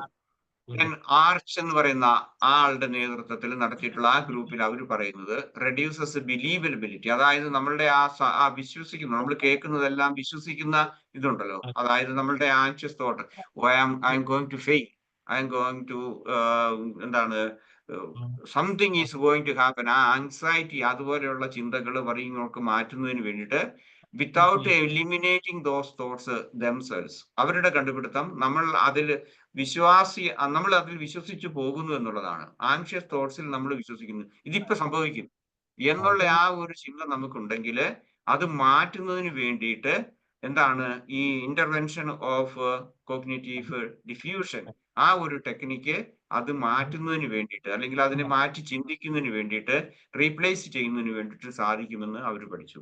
അതുപോലെ തന്നെ ഇയാൾ നടത്തിയിട്ടുള്ള ആർച്ചിന്റെ നേതൃത്വത്തിൽ നടത്തിയിട്ടുള്ള പഠനങ്ങൾ OCD, ഒബ്സസീവ് കമ്പൾസീവ് ഡിസോർഡർ എന്ന് പറയുന്നതിന്റെ അതിന്റെ ആ തോട്ട്സിന്റെ ആ ശക്തി കുറയ്ക്കുന്നതിന് വേണ്ടിയിട്ട്, നിങ്ങൾക്ക് OCD എന്താണെന്ന് അറിയാമെന്ന് ഞാൻ കരുതുന്നു. അപ്പൊ അതിന്റെ ശക്തി കുറയ്ക്കുന്നതിന് വേണ്ടിയിട്ട്, അല്ലെങ്കിൽ ആ കമ്പൾസീവ് ആയിട്ടുള്ള തോട്ട്സ് വീണ്ടും വീണ്ടും റിപ്പീറ്റഡ് ആയിട്ട് ഈ വരുന്നതിന്റെ തോട്ട്സിന്റെ ആ ശക്തി കുറയ്ക്കുന്നതിന് വേണ്ടിയിട്ട് അത് ഈ കോഗ്നിറ്റീവ് ഡിഫ്യൂഷൻ സഹായിക്കുന്നു എന്ന് അവരും ഇദ്ദേഹവും ആ പഠനത്തിൽ തന്നെ അവർ തെളിയിച്ചിട്ടുണ്ട്. ദെൻ സെറ്റിൽ എന്ന് പറയുന്ന അവരുടെ ഒരു ഗ്രൂപ്പ് നടത്തിയത് ലോവേഴ്സ് എൻടാങ്കിൾമെന്റ് വിത്ത് ഡിപ്രസീവ് റൂമിനേഷൻ, അതായത് വീണ്ടും വീണ്ടും റിപ്പറ്റീവ് ആയിട്ടുള്ള വളരെ ശക്തമായിട്ട് നമ്മളിൽ ഉണ്ടാകുന്ന ഡിപ്രസീവ് ആയിട്ടുള്ള ആ തോട്ട്സ് ഉണ്ടല്ലോ, ശരിയാകുകയില്ല, തോറ്റുപോകും, ഒന്നും ശരിയല്ല, ഇതാ എന്നുള്ള ആ ചിന്ത, അതിങ്ങനെ റിപ്പീറ്റഡ് ആയിട്ട് ഒരു ദിവസം എത്രയോ 100 കണക്കിന് പ്രാവശ്യമായിരിക്കും നമ്മുടെ മനസ്സിലേക്ക് വരുന്നത്. അതിന്റെ പിടിച്ച് അല്ലെങ്കിൽ നമ്മളെ പിടിമുറുക്കുന്ന അതിന്റെ ആ ശക്തി കുറയ്ക്കുന്നതിന് വേണ്ടിയിട്ട് സഹായിക്കും എന്നുള്ളത് അല്ലെങ്കിൽ അതിന്റെ ആ നമ്പർ കുറയ്ക്കുന്നതിന് സഹായിക്കുന്നുണ്ട്. ഓക്കെ, ദെൻ അടുത്തത് more effective than cognitive restructuring എന്ന് പറയുന്ന ഒരു ടെക്നിക്ക് ഉണ്ട്. അതും സൈക്കോ അനാലിസിസിന്റെ ഭാഗമാണ്. അവിടെ എന്താണ് ദി കണ്ടന്റ് ഓഫ് തോട്ട്സിനെ മാറ്റുന്നതാണ്. അതിനേക്കാൾ മോർ എഫക്റ്റീവ് ആണ് കോഗ്നിറ്റീവ് ഡിഫ്യൂഷൻ എന്ന് അവരുടെ പഠനങ്ങളിലൂടെ അവർ ദെൻ ആരോ കേട്ടിട്ടുണ്ടോ? വീട്ടിലാണോ? സംസാറായിരിക്കും. സംസാറേ ഓക്കെ, സാറിനെ മ്യൂട്ട് ചെയ്യുന്നു. ഓക്കെ, അടുത്തത് ബോണ്ട് ആ ഗ്രൂപ്പ് നടത്തിയിട്ടുള്ള റെഡ്യൂസസ് പെയിൻ, നമ്മളുടെ ഈ ഭയത്തെ നമുക്ക്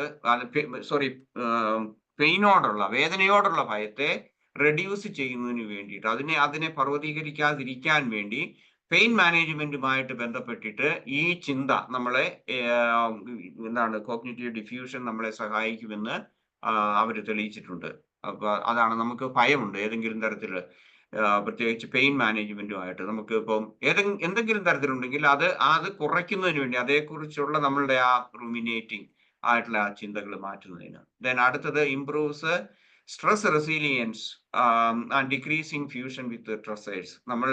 നമ്മളുടെ സ്ട്രെസ്സിന് കാരണമാക്കുന്ന അല്ലെങ്കിൽ ട്രിഗറുകൾ അല്ലെങ്കിൽ ആ സ്ട്രെസ്സേഴ്സ്, സോഴ്സസ് ഓഫ് സ്ട്രെസ്സിനെ റെസിലിയൻസ് വഴി അത് കൂട്ടി നമ്മുടെ ആ പ്രശാന്തത വർദ്ധിപ്പിക്കുന്നതിന് കോഗ്നിറ്റീവ് ഡിഫ്യൂഷൻ സഹായിക്കുമെന്ന് ഇവര് തെളിയിച്ചിട്ടുണ്ട്, അല്ലെങ്കിൽ ആ പഠനങ്ങളിൽ നിന്ന് വന്നിട്ടുണ്ട്. ഓക്കെ, അടുത്തത് മൈൻഡ്ഫുൾ സ്ട്രാറ്റജീസ് ആണ്.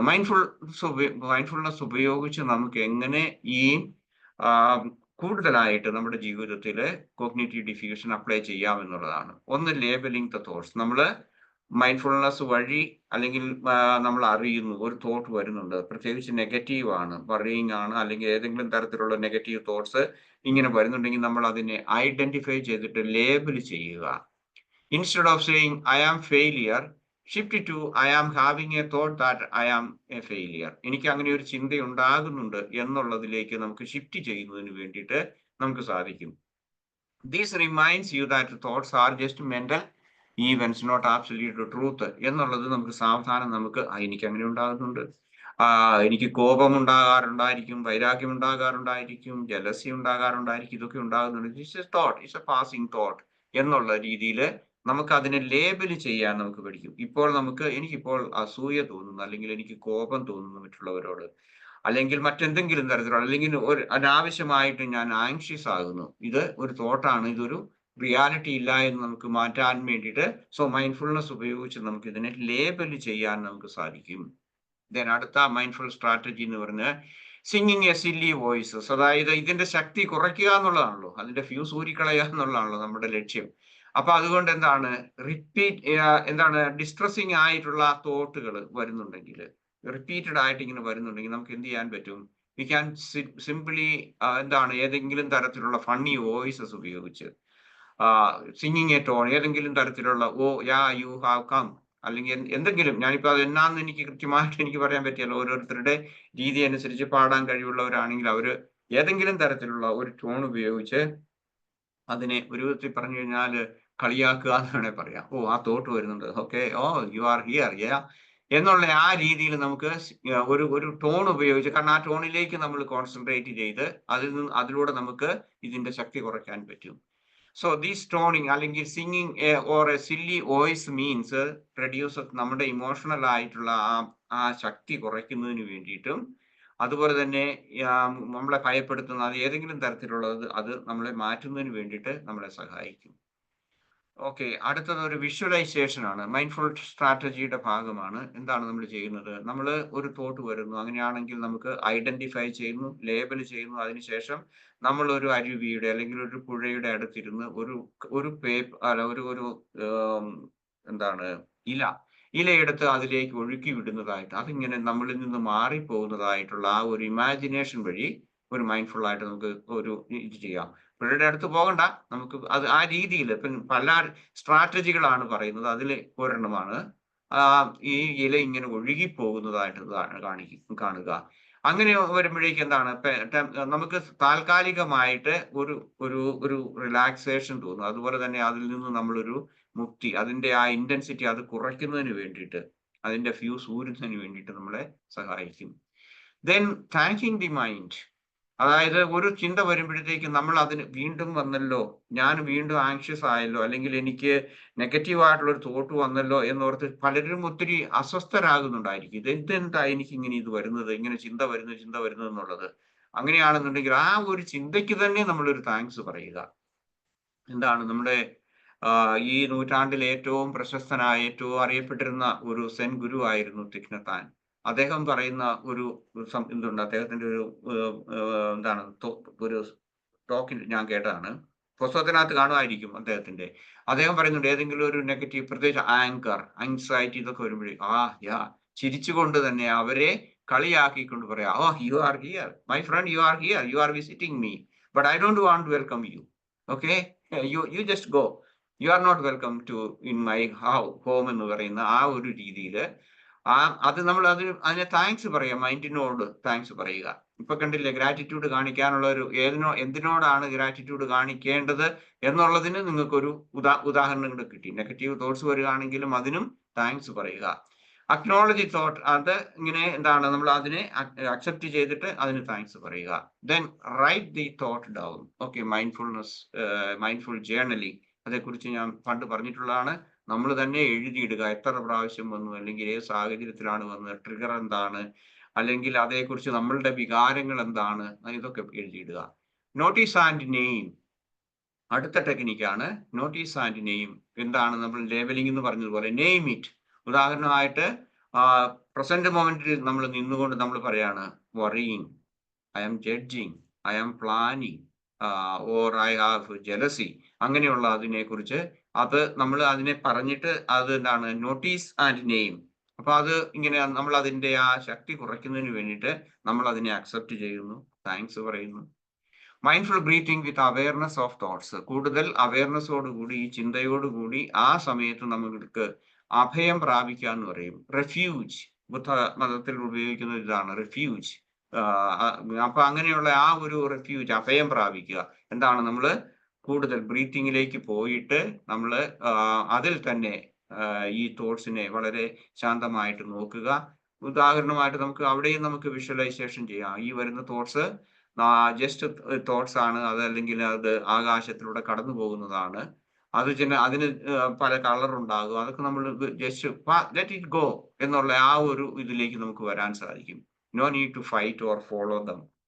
Okay, just notice. Defusion phrases നമുക്ക് ഉപയോഗിക്കാം. മറ്റൊന്ന്, use distancing languages. I notice I am thinking, I notice that I have jealousy, I notice that I am getting angry. Getting ആംഗ്രിയേക്കാൾ കൂടുതൽ ഒരു പേഴ്സൺ നമ്മളൊരു real life സിറ്റുവേഷനിലുള്ളതിനേക്കാൾ കൂടുതൽ just imaginative ആയിട്ട് ഞാൻ അങ്ങനെ ചെയ്യുമായിരുന്നു, അല്ലെങ്കിൽ എനിക്കിന്നതുണ്ടായാൽ ഞാൻ ഇന്നത് ചെയ്യും എന്നുള്ള ആ ഒരു ഇതിൽ നിന്ന് അങ്ങനെ വരിക.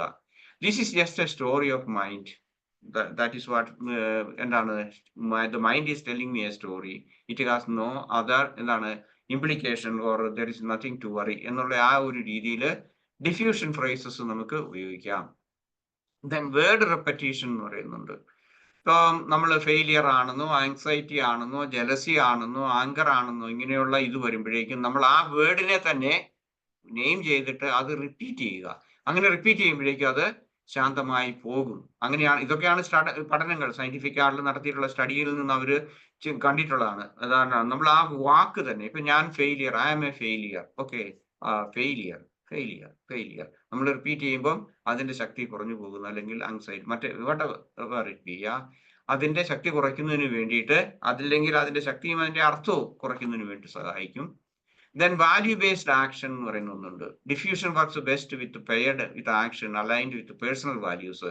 അപ്പൊ നമ്മളുടെ ആ വാല്യൂസിനെ വെച്ച് നമുക്ക് അതിനോട് കൂടി റിലേറ്റ് ചെയ്ത് നമുക്ക് ചെയ്യാൻ പറ്റും.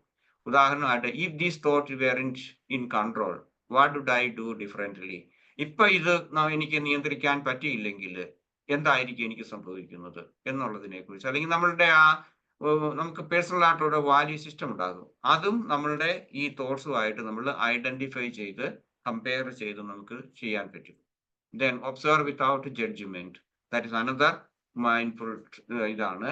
പ്രാക്ടീസ് സെൽഫ് കമ്പാഷൻ, കൂടുതലായിട്ട് സെൽഫ് കമ്പാഷൻ.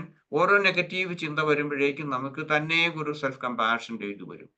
അസൂയയോ കോപമോ ആണെന്ന് വരുന്നതെങ്കിൽ അവരോട് നമ്മൾ കമ്പാഷൻ പ്രാക്ടീസ് ചെയ്യുക, compassion for others. Okay, then thank your mind. Okay, അത് ഞാൻ പറഞ്ഞാണ്, നമ്മൾ നന്ദി പറയാ. Focus on the present moment. അപ്പൊ അതിലേക്ക് നമ്മൾ ഫോക്കസ് ചെയ്യുക. എന്താണ് നമ്മൾ കാണുന്നത്? പ്രത്യേകിച്ച് ഗ്രൗണ്ടിങ് ടെക്നിക്സ് ഉണ്ട്, അത് നിങ്ങൾക്കറിയാം. ബ്രീത്തിങ് ആണ്, അതുപോലെ തന്നെ നമ്മളുടെ 5 പഞ്ചേന്ദ്രിയങ്ങളിൽ നമുക്ക് കിട്ടുന്നതുണ്ടാകും. അങ്ങനെയുള്ള കാണുക, കേൾക്കുക, അല്ലെങ്കിൽ അതിലേക്ക് നമ്മളുടെ ശ്രദ്ധ മാറ്റി നമുക്ക് ഡിഫ്യൂഷൻ നമുക്ക് നടത്താൻ പറ്റും. ദെൻ ബെനഫിറ്റ്സ് എന്ന് പറയുന്നത് cognitive diffusion decreases the intensity of negative emotions. നമ്മൾ ഈ കോഗ്നിറ്റീവ് ഡിഫ്യൂഷൻ വെച്ച് നമ്മൾ ഉണ്ടാകുന്ന അതിന്റെ ശക്തി കുറയ്ക്കുന്നതിന് നമുക്ക് സാധിക്കും. അതുപോലെ നമ്മൾ അനുദിനം ഇത് പ്രാക്ടീസ് ചെയ്യുന്നെങ്കിൽ ഗ്രേറ്റർ സൈക്കോളജിക്കൽ ഫ്ലെക്സിബിലിറ്റി ഉണ്ടാകും. നമുക്ക് കാര്യങ്ങൾ മാറ്റി ചിന്തിക്കാൻ കുറെ കൂടി ഓപ്പൺനെസ് നമുക്ക് ഉണ്ടാകുന്നു. അതുപോലെ തന്നെ സൈക്കോളജിക്കലായിട്ട് നമ്മൾ കുറച്ചുകൂടെ ഫിറ്റായി മാറും. എന്താണ്, നമ്മൾക്ക് ആ ഫ്ലെക്സിബിലിറ്റി കിട്ടുന്നതുകൊണ്ട്. ലെസ് ഇമോഷണൽ റിയാക്ടിവിറ്റി, കൂടുതലായിട്ട് വൈകാരികമായിട്ട് പ്രതികരിക്കാതിരിക്കാൻ സാധിക്കും. Then increased openness to experience, നമുക്ക് ഉണ്ടാകുന്ന മൊമെന്റ് ടു മൊമെന്റിൽ നമുക്കുണ്ടാകുന്ന ആ എക്സ്പീരിയൻസിനെ നമുക്ക് എന്ത് ചെയ്യും, അതിനോട് നമുക്ക് കുറച്ചുകൂടി ഓപ്പൺ ആകാൻ വേണ്ടിയിട്ട് നമുക്ക് സാധിക്കും.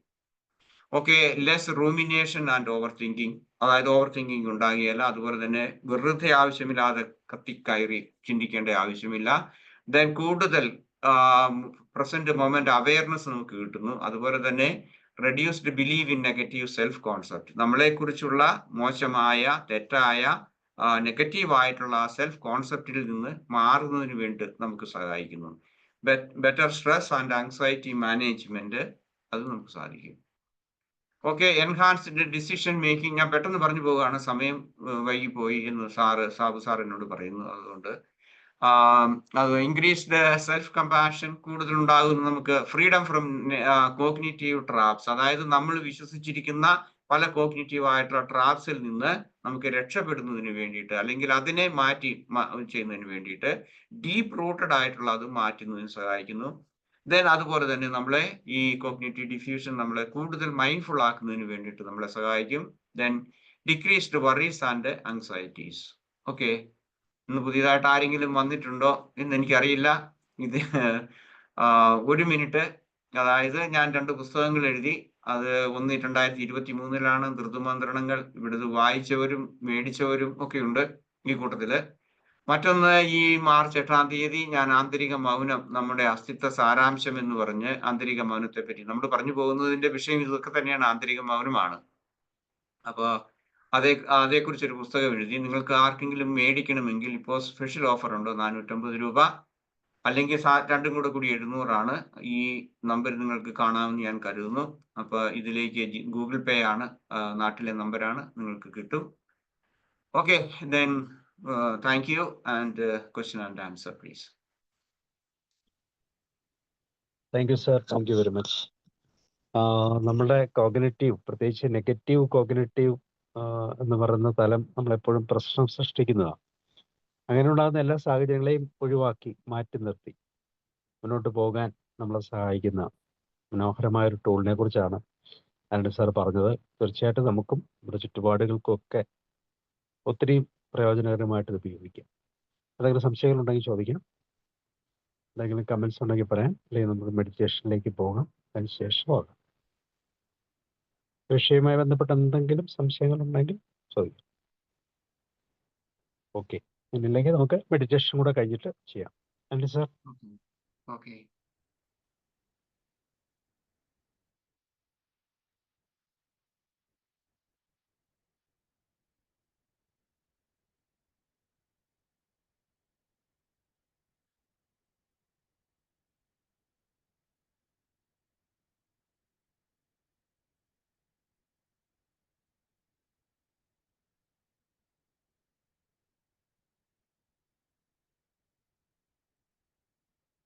ഒരു സെക്കൻഡ് തുടങ്ങാണ്.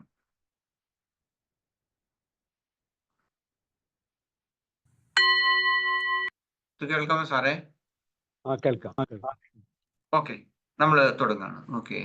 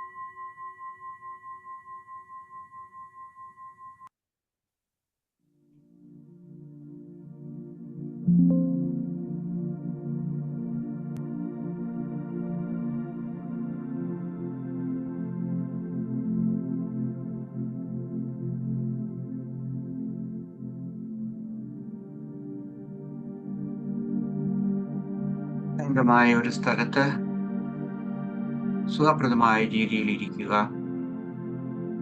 നിങ്ങൾക്ക് നിലത്തോ കസേരയിലോ ഇരിക്കുവാനുള്ള സ്വാതന്ത്ര്യമുണ്ട്. ധ്യാനത്തിനു മുമ്പുള്ള ഒരുക്കങ്ങൾ ഇപ്പോൾ ചെയ്യുക. നിങ്ങളുടെ വസ്ത്രത്തിലോ അല്ലെങ്കിൽ ആ ഇരിപ്പിലോ എന്തെങ്കിലും മാറ്റങ്ങൾ വരുത്തണമെങ്കിൽ ഇപ്പോൾ നിങ്ങൾക്കത് ചെയ്യാം.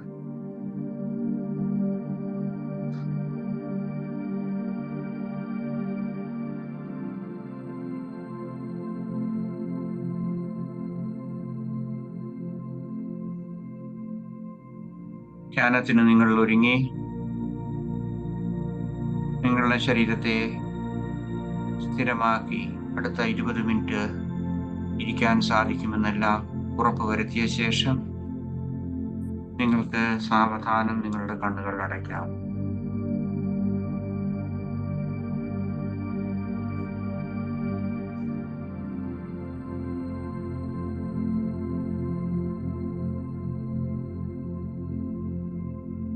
വർത്തമാനകാലത്തെ നിങ്ങളുടെ അവബോധത്തിലേക്ക് കൊണ്ടുവരിക. ശാന്തമായ അന്തരീക്ഷം, അതുപോലെ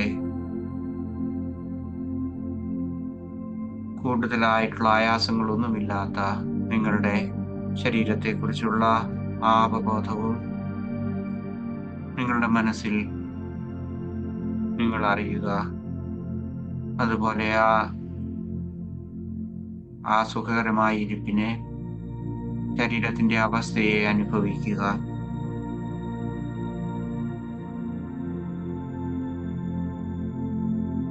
മനസ്സും ശരീരവും കൂടുതൽ ആഴത്തിൽ വിശ്രമിക്കുവാൻ വേണ്ടി ആദ്യമായി നമുക്ക് ആഴത്തിലുള്ള 3 ശ്വാസോച്ഛ്വാസം എടുക്കാം. സാവധാനം ആഴത്തിൽ ശ്വാസം എടുക്കുകയും അതിനുശേഷം സാവധാനം പുറത്തേക്ക് ശ്വാസത്തെ വിടുകയും ചെയ്യുക. 3 പ്രാവശ്യം ഇപ്രകാരം ചെയ്യുക.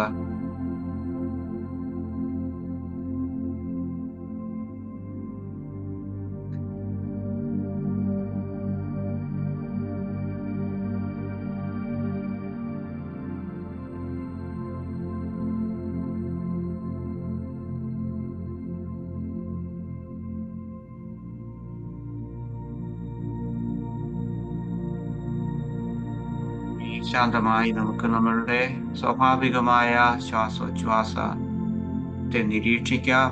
അതുപോലെ നമുക്കൊരു ശ്വാസോച്ഛ്വാസ താളം ഇപ്പോൾ സൃഷ്ടിക്കാം. 4 അല്ലെങ്കിൽ 5 സെക്കൻഡ് ദൈർഘ്യമുള്ള ശ്വാസം ഉള്ളിലേക്ക് എടുക്കുക. അത്രയും സമയം നിങ്ങൾ എത്രമാത്രം ദൈർഘ്യമുള്ള ശ്വാസമാണോ എടുത്തത് അത്രയും ദൈർഘ്യം അല്ലെങ്കിൽ അത്രയും സമയം എടുത്ത് നിശ്വസിക്കുക.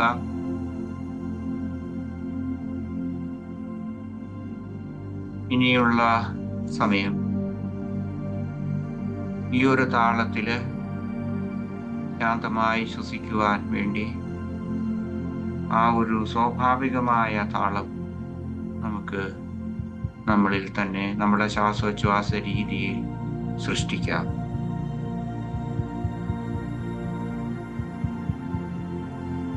ഏതാനും മിനിറ്റുകൾ ഇതിനായി ചിലവിടുക. പൂർണ്ണമായ അവബോധത്തോടെ ശ്വാസം ഉള്ളിലേക്ക് വരുവാനും അതുപോലെ തന്നെ പുറത്തേക്ക് പോകുവാനും ശീലിക്കുക. അതിൻ്റെ ആ അനുഭവം, ആ ശാന്തത, ആ സുഖം നിങ്ങൾ അനുഭവിക്കുക.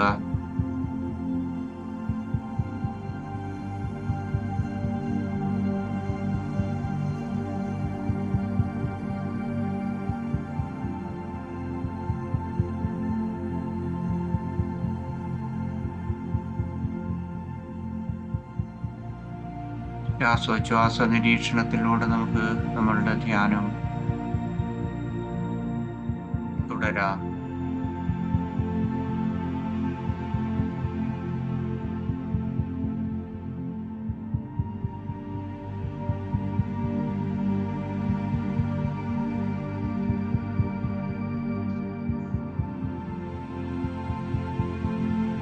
സമയം നമ്മളുടെ ശാരീരികമായ അവബോധം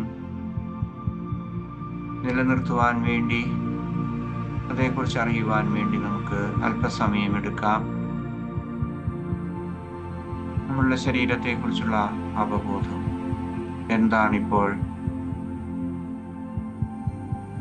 ഏതെങ്കിലും തരത്തിലുള്ള അസ്വസ്ഥതകൾ നിങ്ങളുടെ ശരീരത്തിൽ അനുഭവപ്പെടുന്നെങ്കിൽ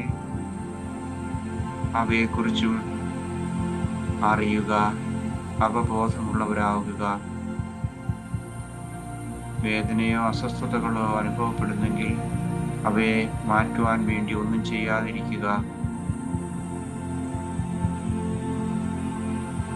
നിരീക്ഷിക്കുക മാത്രം ചെയ്യുക.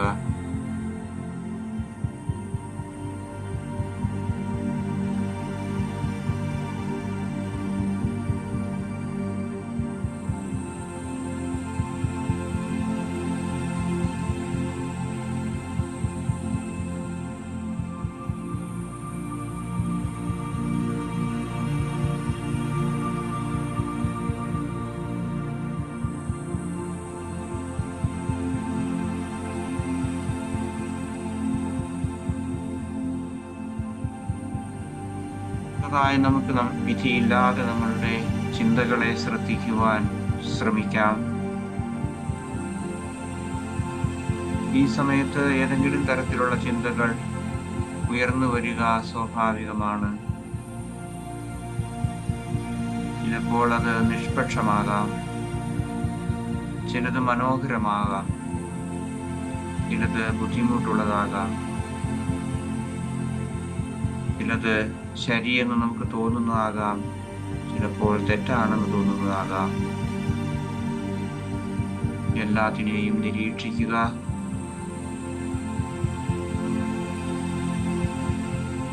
വിശാലമായ ആകാശത്ത് ചുറ്റിക്കറങ്ങുന്ന മേഘങ്ങൾ പോലെ. ചില മേഘങ്ങൾ ഇരുണ്ടതാകാം, ചിലത് പ്രകാശമുള്ളത് അല്ലെങ്കിൽ വെളുത്തതാകാം. പക്ഷേ ആകാശം മാറാതെ നിൽക്കുന്നു. ഇതുപോലെ നമ്മുടെ മനസ്സിലേക്ക് കടന്നു വരുന്ന എല്ലാ ചിന്തകളെയും നിരീക്ഷിക്കുക. സുഖകരമുള്ളതോ സന്തോഷം നൽകുന്നതോ ആയിട്ടുള്ളതാണെങ്കിലും അവിടെയും നമ്മൾ ഉറച്ചു നിൽക്കരുത്. ഏതൊരു ചിന്തയെയും നിരീക്ഷിക്കുക, അതിനെ സ്വന്തമാക്കരുത്. അതിനോട് പ്രതികരിക്കരുത്. ഏതെങ്കിലും തരത്തിൽ പ്രതികരിക്കുവാൻ നിങ്ങൾക്ക് തോന്നുന്നെങ്കിൽ,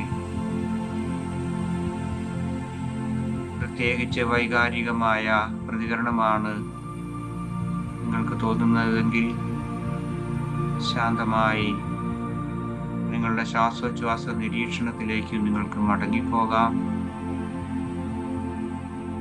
ചിന്തകളും വികാരങ്ങളും അതിശക്തമാണെങ്കിൽ ആഴത്തിലുള്ള ശ്വാസോച്ഛ്വാസത്തെ നിങ്ങൾക്ക് അഭയം പ്രാപിക്കാം.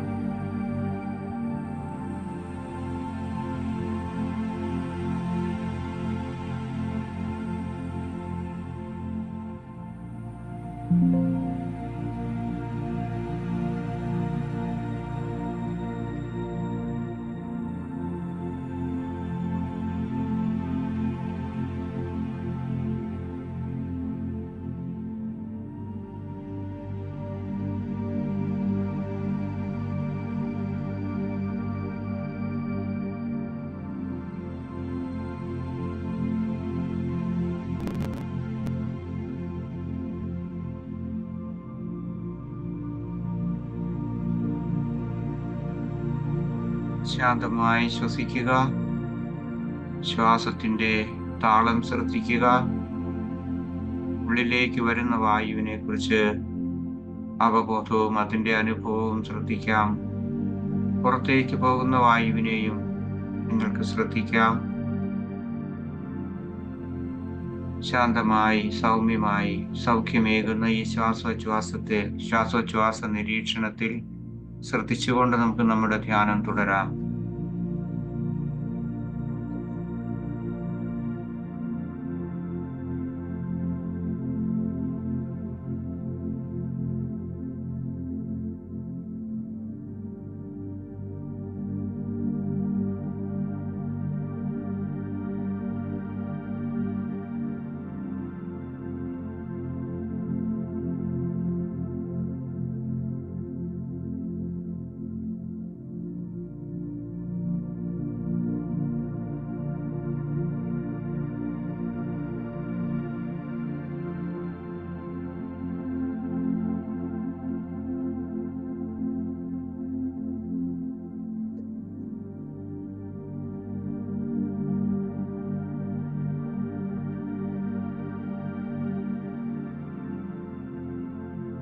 ഏതെങ്കിലും തരത്തിലുള്ള ചിന്തകൾ നിങ്ങളുടെ മനസ്സിൽ ഉയർന്നു വരുന്നുണ്ടോ? അവ നിഷേധാത്മകമാണോ? നമുക്കൊരു നിമിഷം ചിന്തിക്കാം. ആ ചിന്തയെ നമുക്കൊന്ന് പേരിടാം. ഭയമാണോ? കോപമാണോ? അസൂയയാണോ? മറ്റെന്ത് തരത്തിലുള്ളതാണ്? ഈ ചിന്ത പലപ്പോഴും നമ്മളുടെ മനസ്സിൽ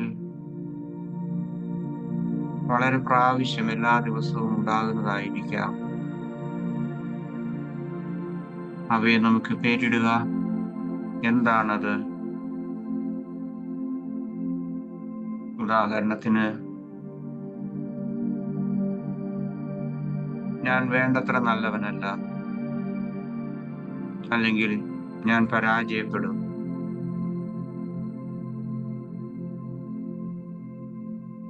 അല്ലെങ്കിൽ കോപം, അസൂയ, ഇങ്ങനെയുള്ളതാണോ?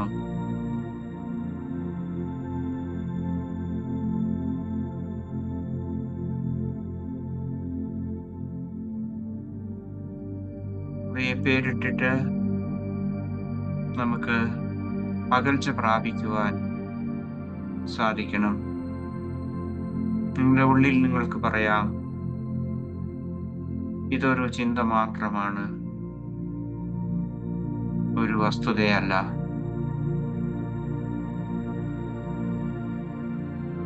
ഞാൻ എൻ്റെ മനസ്സിലെ ചിന്തയല്ല, കടന്നു പോകുന്ന പതിവായി എന്നെ സന്ദർശിക്കുന്ന വെറും ചിന്തകൾ മാത്രം.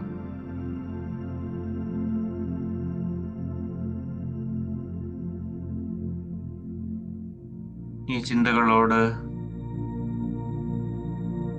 ചിന്തകളെ മാറ്റി നിർത്തി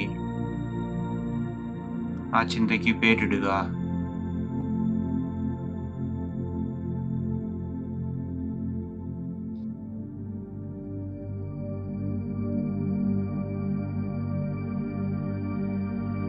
ഓരോ ചിന്തയുടെയും സാന്നിധ്യത്തെ അറിയുക, അതേക്കുറിച്ച് അവബോധമുള്ളവരാവുക.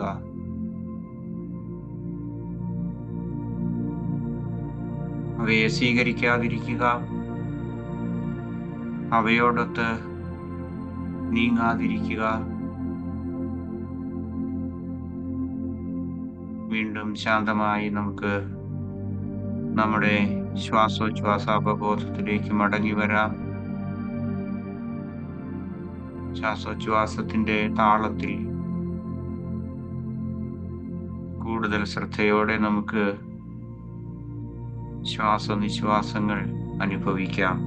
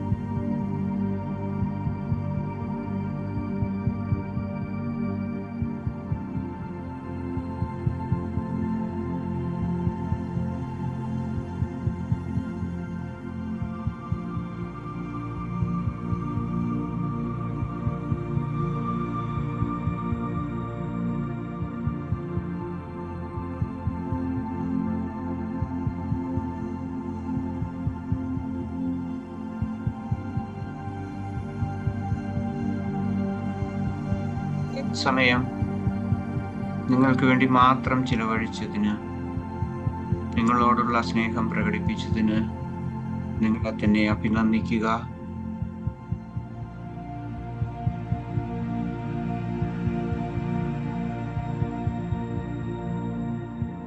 നിങ്ങളുടെ ആ സ്നേഹവും അഭിനന്ദനവും സ്വന്തം വാക്കുകളിൽ നിങ്ങളോട് തന്നെ പ്രകടിപ്പിക്കുക. സ്വയം നന്ദി പറയുക.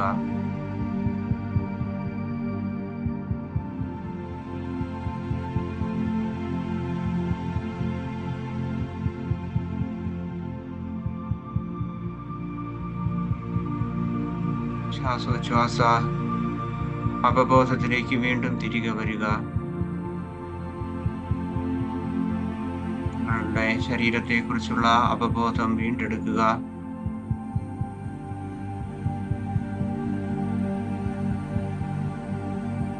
നിങ്ങളിരിക്കുന്ന മുറിയെക്കുറിച്ച്, നിങ്ങളുടെ ഇരിപ്പിടത്തെക്കുറിച്ച് എല്ലാം പൂർണ്ണമായ അവബോധം ഉള്ളവരാകുക.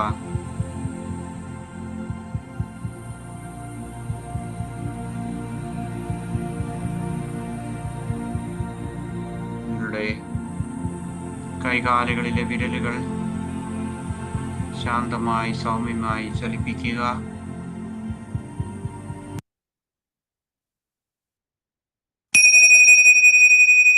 ധ്യാനം കഴിഞ്ഞു. നിങ്ങൾക്ക് കണ്ണുകൾ തുറക്കാം.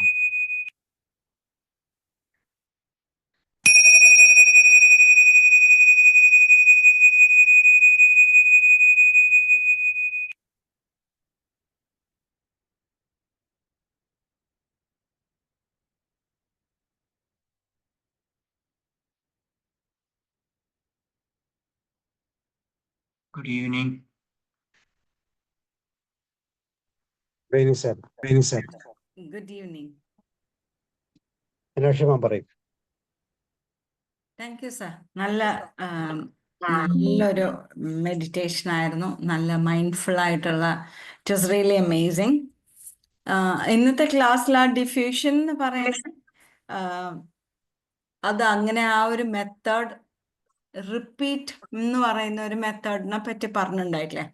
അത് ഞാൻ മുമ്പ് അങ്ങനത്തെ ഒരു കാര്യം കേട്ടിട്ടുണ്ടായിരുന്നു. പക്ഷെ ഞാൻ എപ്പോഴും വിചാരിച്ചിരുന്ന അതെങ്ങനെയാ അത് ശരിയാവുക എന്നുള്ളതായിരുന്നു. കാരണം നമ്മൾ ഒരേ കാര്യം എന്താ പറയുക, ഫ്ലഡ് ചെയ്യാന്ന് പറയില്ലേ, ആ ഫ്ലഡ് ചെയ്യുന്നത് പോലെ ചെയ്തിട്ട് അത് പിന്നെ നമ്മൾ അതിനോടുള്ള പേടി മാറ്റാം. അത് ഒരു തെറപ്പി അതേപോലെ ഉണ്ടെന്ന് തോന്നുന്നു. നമ്മൾ കൂടുതൽ നമ്മൾ അതേപോലത്തെ കാര്യങ്ങളെ പറ്റി ചിന്തിച്ചിട്ട് അവസാനം പിന്നെ നമ്മൾ അതുമായിട്ട് താതാത്മ്യം പ്രാപിക്കുന്ന പോലെ, സോ ദാറ്റ് പിന്നീട് ദാറ്റ് ഡസൻ സ്കെയർ അസ്, അല്ലെങ്കിൽ നമ്മൾ പിന്നെ അത് കൂടുതലായിട്ട് ഡിസ്റ്റർബ് ചെയ്യാത്തതുപോലെ. ജസ്റ്റാൾട്ടിലാന്ന് തോന്നുന്നു അങ്ങനത്തെ ഒരു തെറപ്പി ഉള്ളത്.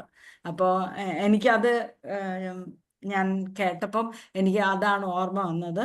അപ്പോൾ അത് ആക്ച്വലി മൈൻഡ്ഫുള്ളായിട്ടും നമുക്കത് ചെയ്യാം എന്നുള്ളത് ഇത് മനസ്സിലായി എനിക്ക്.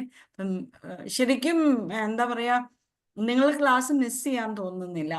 എന്തുകൊണ്ടാന്ന് വെച്ചാൽ എന്ത് വന്നാലും ആ സമയമാകുമ്പോഴത്തേക്ക് ഇവിടെ വന്നിരിക്കാൻ തോന്നും. Because there is always something new, always something which is very, എന്താ പറയുക, ആ ക്യൂരിയോസിറ്റി നമ്മളിൽ ഉണ്ടാക്കുന്നത് പോലെ.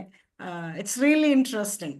അപ്പം thank you so much for all your efforts and thank you for sharing your എന്താ പറയുക knowledge with us. Thank you so much. Thank you. So addicted, yeah? No. Positively addicted. രണ്ടും ഉണ്ടല്ലോ, നെഗറ്റീവായിട്ട് പോസിറ്റീവായിട്ട്. Yes. ഇതൊരു പോസിറ്റീവ്. കാരണം നമ്മൾക്ക് പുതിയ കാര്യങ്ങൾ പഠിക്കാന്നുള്ളൊരു അഡിക്ഷൻ അതിലുണ്ട്. അതുകൊണ്ട് തന്നെ നമ്മൾ എന്താ പറയാ, എന്തായിരിക്കും ഇന്ന് പുതിയത് പറയാ എന്ന് നമ്മളിങ്ങനെ അതിനെപ്പറ്റി ക്യൂറിയസ് ആവുമല്ലോ. So that's actually nice. അതുകൊണ്ട് കൂടി നമ്മൾക്ക് എന്താ പറയാ, ക്ലാസ് മിസ് ചെയ്താൽ ഭയങ്കര വിഷമം. എന്നാലും ഇന്ന് എന്തായിരിക്കും പറഞ്ഞിട്ടുണ്ടാവും, അത് മിസ്സായല്ലോ എന്ന്. പിന്നെ ആ മറ്റേ വീഡിയോ ഇരുന്ന് കേൾക്കണമല്ലോ. ലൈവ് കേൾക്കുന്നതിന് സുഖം ഒരിക്കലും എനിക്ക് റെക്കോർഡഡ് കേൾക്കുമ്പോൾ ഫീൽ ചെയ്യാറില്ല. I don't know why, but I always enjoy the live classes. Thank you sir. എനിക്ക് തോന്നുന്നു സോറി, കൂടുതൽ ആളുകളും ഈ വീഡിയോ കേൾക്കാനാണ് താല്പര്യം തോന്നുന്നു. ഞാൻ എനിക്കത് എന്താണ് പലപ്പോഴും നമുക്ക് സാധിക്കില്ല. മാത്രമല്ല നമുക്കത് ശ്രദ്ധിക്കാനും ചിലപ്പോൾ പറ്റിയല്ല. കാരണം നമ്മൾ വേറെ എന്തെങ്കിലുമൊക്കെ ചെയ്യുമ്പോഴൊക്കെ ആയിരിക്കും വീഡിയോ ഒക്കെ കേൾക്കുന്നത്. അപ്പൊ അതിലും ഏറ്റവും ലൈവ് കേൾക്കുമ്പോഴേക്കും അതിൻ്റെതായിട്ടുള്ള, കാരണം അത് ഒരു ഡെഡിക്കേറ്റഡ് ആയിട്ടുള്ള ടൈം നമുക്ക് ഇരുന്ന് കേൾക്കാനുള്ള ആ ഒരു ഇത് നല്ലതാണ്. Anyway, thank you. അത് കറക്റ്റ് ആണ്. Thank you.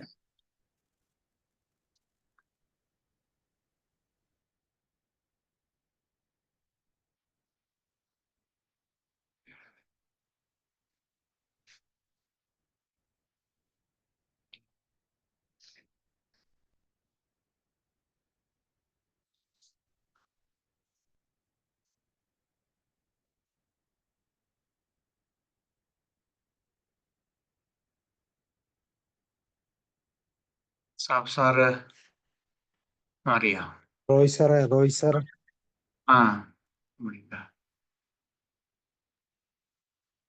കോഗ്നിറ്റീവ് റീഫ്രെയിമിംഗ് പോലെ തന്നെ ഒരു പുതിയ അനുഭവമായിരുന്നു കോഗ്നിറ്റീവ് ഡിഫ്യൂഷൻ. ഇത് വിത്തൗട്ട് ജഡ്ജ്മെന്റ് ആയിരുന്നു. ഇത് വേറൊരു വഴി. ഓക്കെ സാർ, ശരിക്ക് അനുഭവിക്കാൻ കഴിഞ്ഞു. Thank you, Roy sir.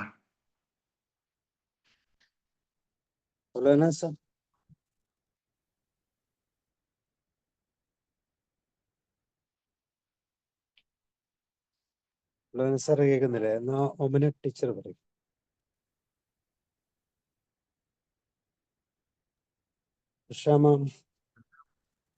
Good evening sir. Good evening sir. പതിപോലെ നല്ലൊരു ടോപ്പിക്കുമായിട്ടാണ് ഇന്ന് വന്നത്. കുറച്ച് ബുദ്ധിമുട്ടായിരുന്നു അത്. ആദ്യമൊക്കെ കേട്ടിട്ടില്ലാത്ത ഒരു കാര്യമായിരുന്നേ. ഡിഫ്യൂഷൻ എന്ന് പറഞ്ഞപ്പം ശരിക്കും വ്യാപിക്കുക എന്നുള്ള ഒരു രീതിയിലാണ് നമ്മൾ പിന്നെ ഇവിടെ സമീപിച്ചത്. പക്ഷെ അത് ഡൈഫ്യൂഷൻ എങ്ങനെയാണ് നടക്കുക, നമ്മുടെ ചിന്തകളെ എങ്ങനെയാണ് നമുക്ക് നെഗറ്റീവ് തോട്ട്സിനെയൊക്കെ എത്രമാത്രം നമുക്ക് അതിന്റെ ഫ്ലെക്സിബിൾ ആക്കാൻ പറ്റും എന്നൊക്കെ വളരെ നൈസായിട്ട് സാറ് ആ ക്ലാസ് എടുത്തത്.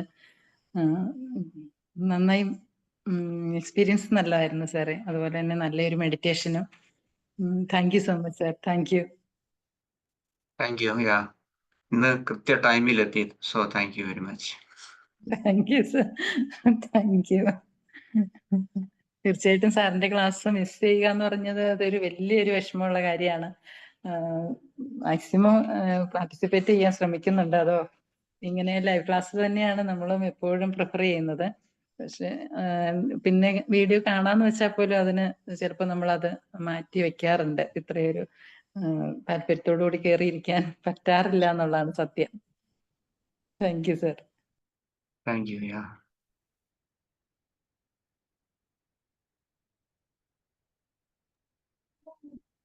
സാർ പറയും സാർ, കേൾക്കുന്നില്ലേ?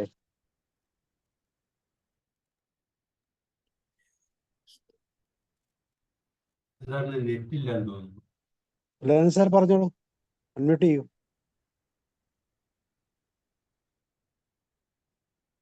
അൺമ്യൂട്ട് ചെയ്തു, സൗണ്ട് ഇല്ല. കേൾക്കാവോ? ഇപ്പൊ കേൾക്കാം. ഹലോ, അത് അൺമ്യൂട്ട് ചെയ്യുന്നത് എന്തോ പ്രശ്നമാണ്. ഇപ്പൊ ശരി. എനിക്ക് തോന്നിയത് സാർ പറഞ്ഞ കാര്യങ്ങള് നമ്മൾ ആ സ്ഥിരം സഞ്ചരിക്കുന്ന പാതയിൽ നിന്ന് ഒന്ന് മാറി നോക്കാനുള്ള ഒരു ധൈര്യം ഉണ്ടാക്കുന്ന ഒരു അവസ്ഥയായിട്ടാണ് എനിക്ക് തോന്നിയത്. സ്ഥിരം സഞ്ചരിക്കുന്ന പാതയിൽ കിട്ടുന്ന എല്ലാ അനുഭവങ്ങളിൽ നിന്ന് വ്യത്യസ്തമായിട്ടൊരു അനുഭവം നമ്മളിലേക്ക് കയറി വരണമെന്ന് നാം ആത്മാർത്ഥമായിട്ട് ആഗ്രഹിക്കുന്നെങ്കിൽ ഈ പുതിയ മെത്തേഡ് നമ്മളെ സഹായിക്കും.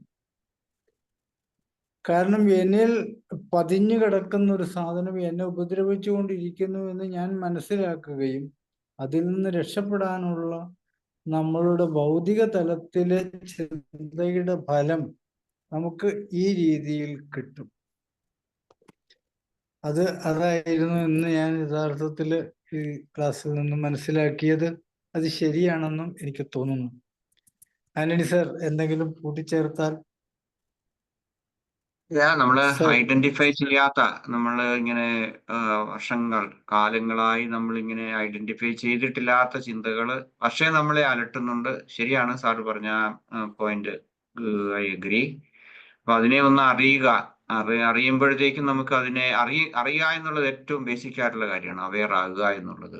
അപ്പൊ അത് അറിഞ്ഞു കഴിയുമ്പോൾ നമുക്ക് അതിനെ ഒന്ന് മനസ്സിലാക്കുക, അല്ലെങ്കിൽ അതിൻ്റെ ആ ശക്തിയെക്കുറിച്ച് അറിയുക, അല്ലെങ്കിൽ അതിൻ്റെ ആ ഫ്രീക്വൻസി നമ്മൾ അറിയുക. അപ്പോൾ നമുക്കൊന്ന് മാറി നിന്ന് ഒരു ഡിസ്റ്റൻസിൽ നമ്മളിങ്ങനെയല്ലേ, നമ്മൾ ഓരോ കാര്യങ്ങൾ കാണുകയും കേൾക്കുകയും ചെയ്യുമ്പോൾ ചിലപ്പം നമ്മൾ ഫുള്ളി ഇൻവോൾവ് അല്ലെങ്കിൽ നമുക്കൊരു നിരീക്ഷകനാകാൻ പറ്റും, അല്ലെ നിരീക്ഷകയാകാൻ പറ്റും. അത് കുറച്ചുകൂടി നിഷ്പക്ഷമായിട്ട്, ഞാൻ പറഞ്ഞ വൈകാരികമായിട്ടോ മറ്റേതെങ്കിലും തരത്തിൽ നമ്മളൊന്നും ഇൻവെസ്റ്റ് ചെയ്യാതെ നമ്മൾ ചെയ്യുന്ന ആ നിരീക്ഷണം, അത് വലിയൊരു കാര്യമാണ്. നമുക്ക് അതങ്ങനെ ആ ഒരു സ്റ്റേജിൽ എത്തുക എന്നുള്ളത്. അപ്പൊ അത് മൈൻഡ്ഫുൾനെസ്സും ഈ ടെക്നിക്കും കൂടി നമുക്ക് കമ്പൈൻ ചെയ്ത് നമുക്ക് ചെയ്യാൻ സാധിക്കും.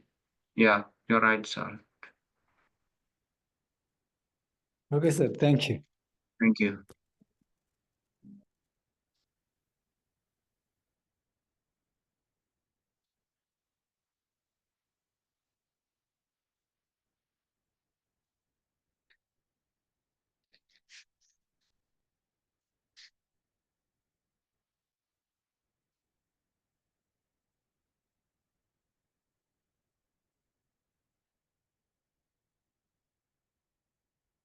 ഓക്കെ, ഇനി ആർക്കും ഒന്നും ചോദിക്കാനില്ലെങ്കിൽ നമുക്ക് നിർത്താം അല്ലേ?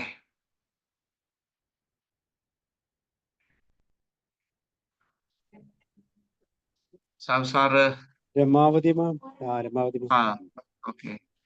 സാറേ നമസ്കാരം. നമസ്കാരം. സാറിന്റെ ക്ലാസ്സിൽ കയറുമ്പോ കുറച്ച് ലേറ്റ് ആയി, ഒരു 10 മിനിറ്റ് കഴിഞ്ഞു. ഇവിടെ നല്ല ഇടിയും മഴയാ. ഓക്കെ. സാറിന്റെ ക്ലാസ് എപ്പോഴും എനിക്ക് അതായത് നല്ലൊരു സദ്യ കൊണ്ടിട്ട് അവസാനം പായസം കിട്ടാൻ വേണ്ടിയിട്ട് നമ്മളിങ്ങനെ വെയിറ്റ് ചെയ്യില്ലേ സാർ? സാറിന്റെ മെഡിറ്റേഷന് വേണ്ടിയിട്ട് ഞാൻ എപ്പോഴും വെയിറ്റ് ചെയ്യും. ഇന്ന് പിന്നെ ഹസ്ബൻഡിനെ കൂടി ഇരുത്തി ഇവിടെ. എന്നോട് TV കാണായിരുന്നു. ഞാൻ പറഞ്ഞു ഒന്ന് കുറച്ചു നേരം വന്നിട്ട് ഇവിടെ ഇരിക്കുക. അപ്പൊ ഉം. നല്ലോണം ഇഷ്ടപ്പെട്ടു. എന്നോട് പറഞ്ഞു ഭയങ്കര സംഭവമാണല്ലോ ഇത്. നമ്മളിപ്പോ ചിന്തിക്കണ്ടെന്ന് വിചാരിച്ചാലും ഉണ്ടല്ലോ സാറേ, നമ്മൾ എത്ര കാര്യമായിട്ട് നമ്മളെ മനസ്സിനെ ഇങ്ങനെ കടിഞ്ഞാണിട്ട് പിടിച്ചാലും നമ്മളൊന്നും ചിന്തിക്കണ്ടെന്നൊക്കെ വിചാരിക്കും. പക്ഷേ ആ സമയത്ത് പോലും നമ്മൾ അറിയാതെ നമ്മളൊരു ബന്ധു നമ്മളെ വീട്ടിൽ വരികയാണ്.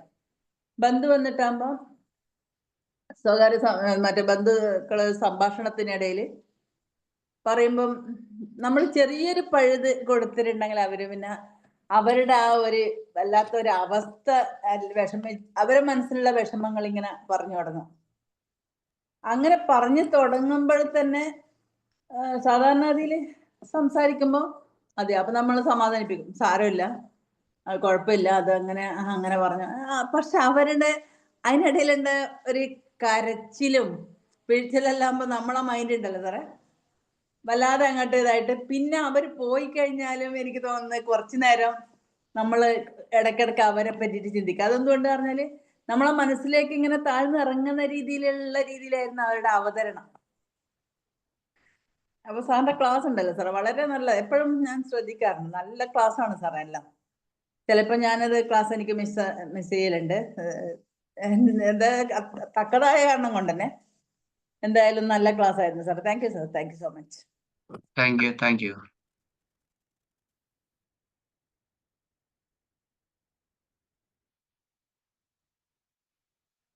ഓക്കെ, വിൻസൻ സാറോ രാകേഷ് സാറോ ആരെങ്കിലും, മേരി മാം? ഓക്കെ, ഇല്ലെങ്കിൽ നമുക്ക് മൈൻഡപ്പ് ചെയ്യാം. Vinson sir, thank U.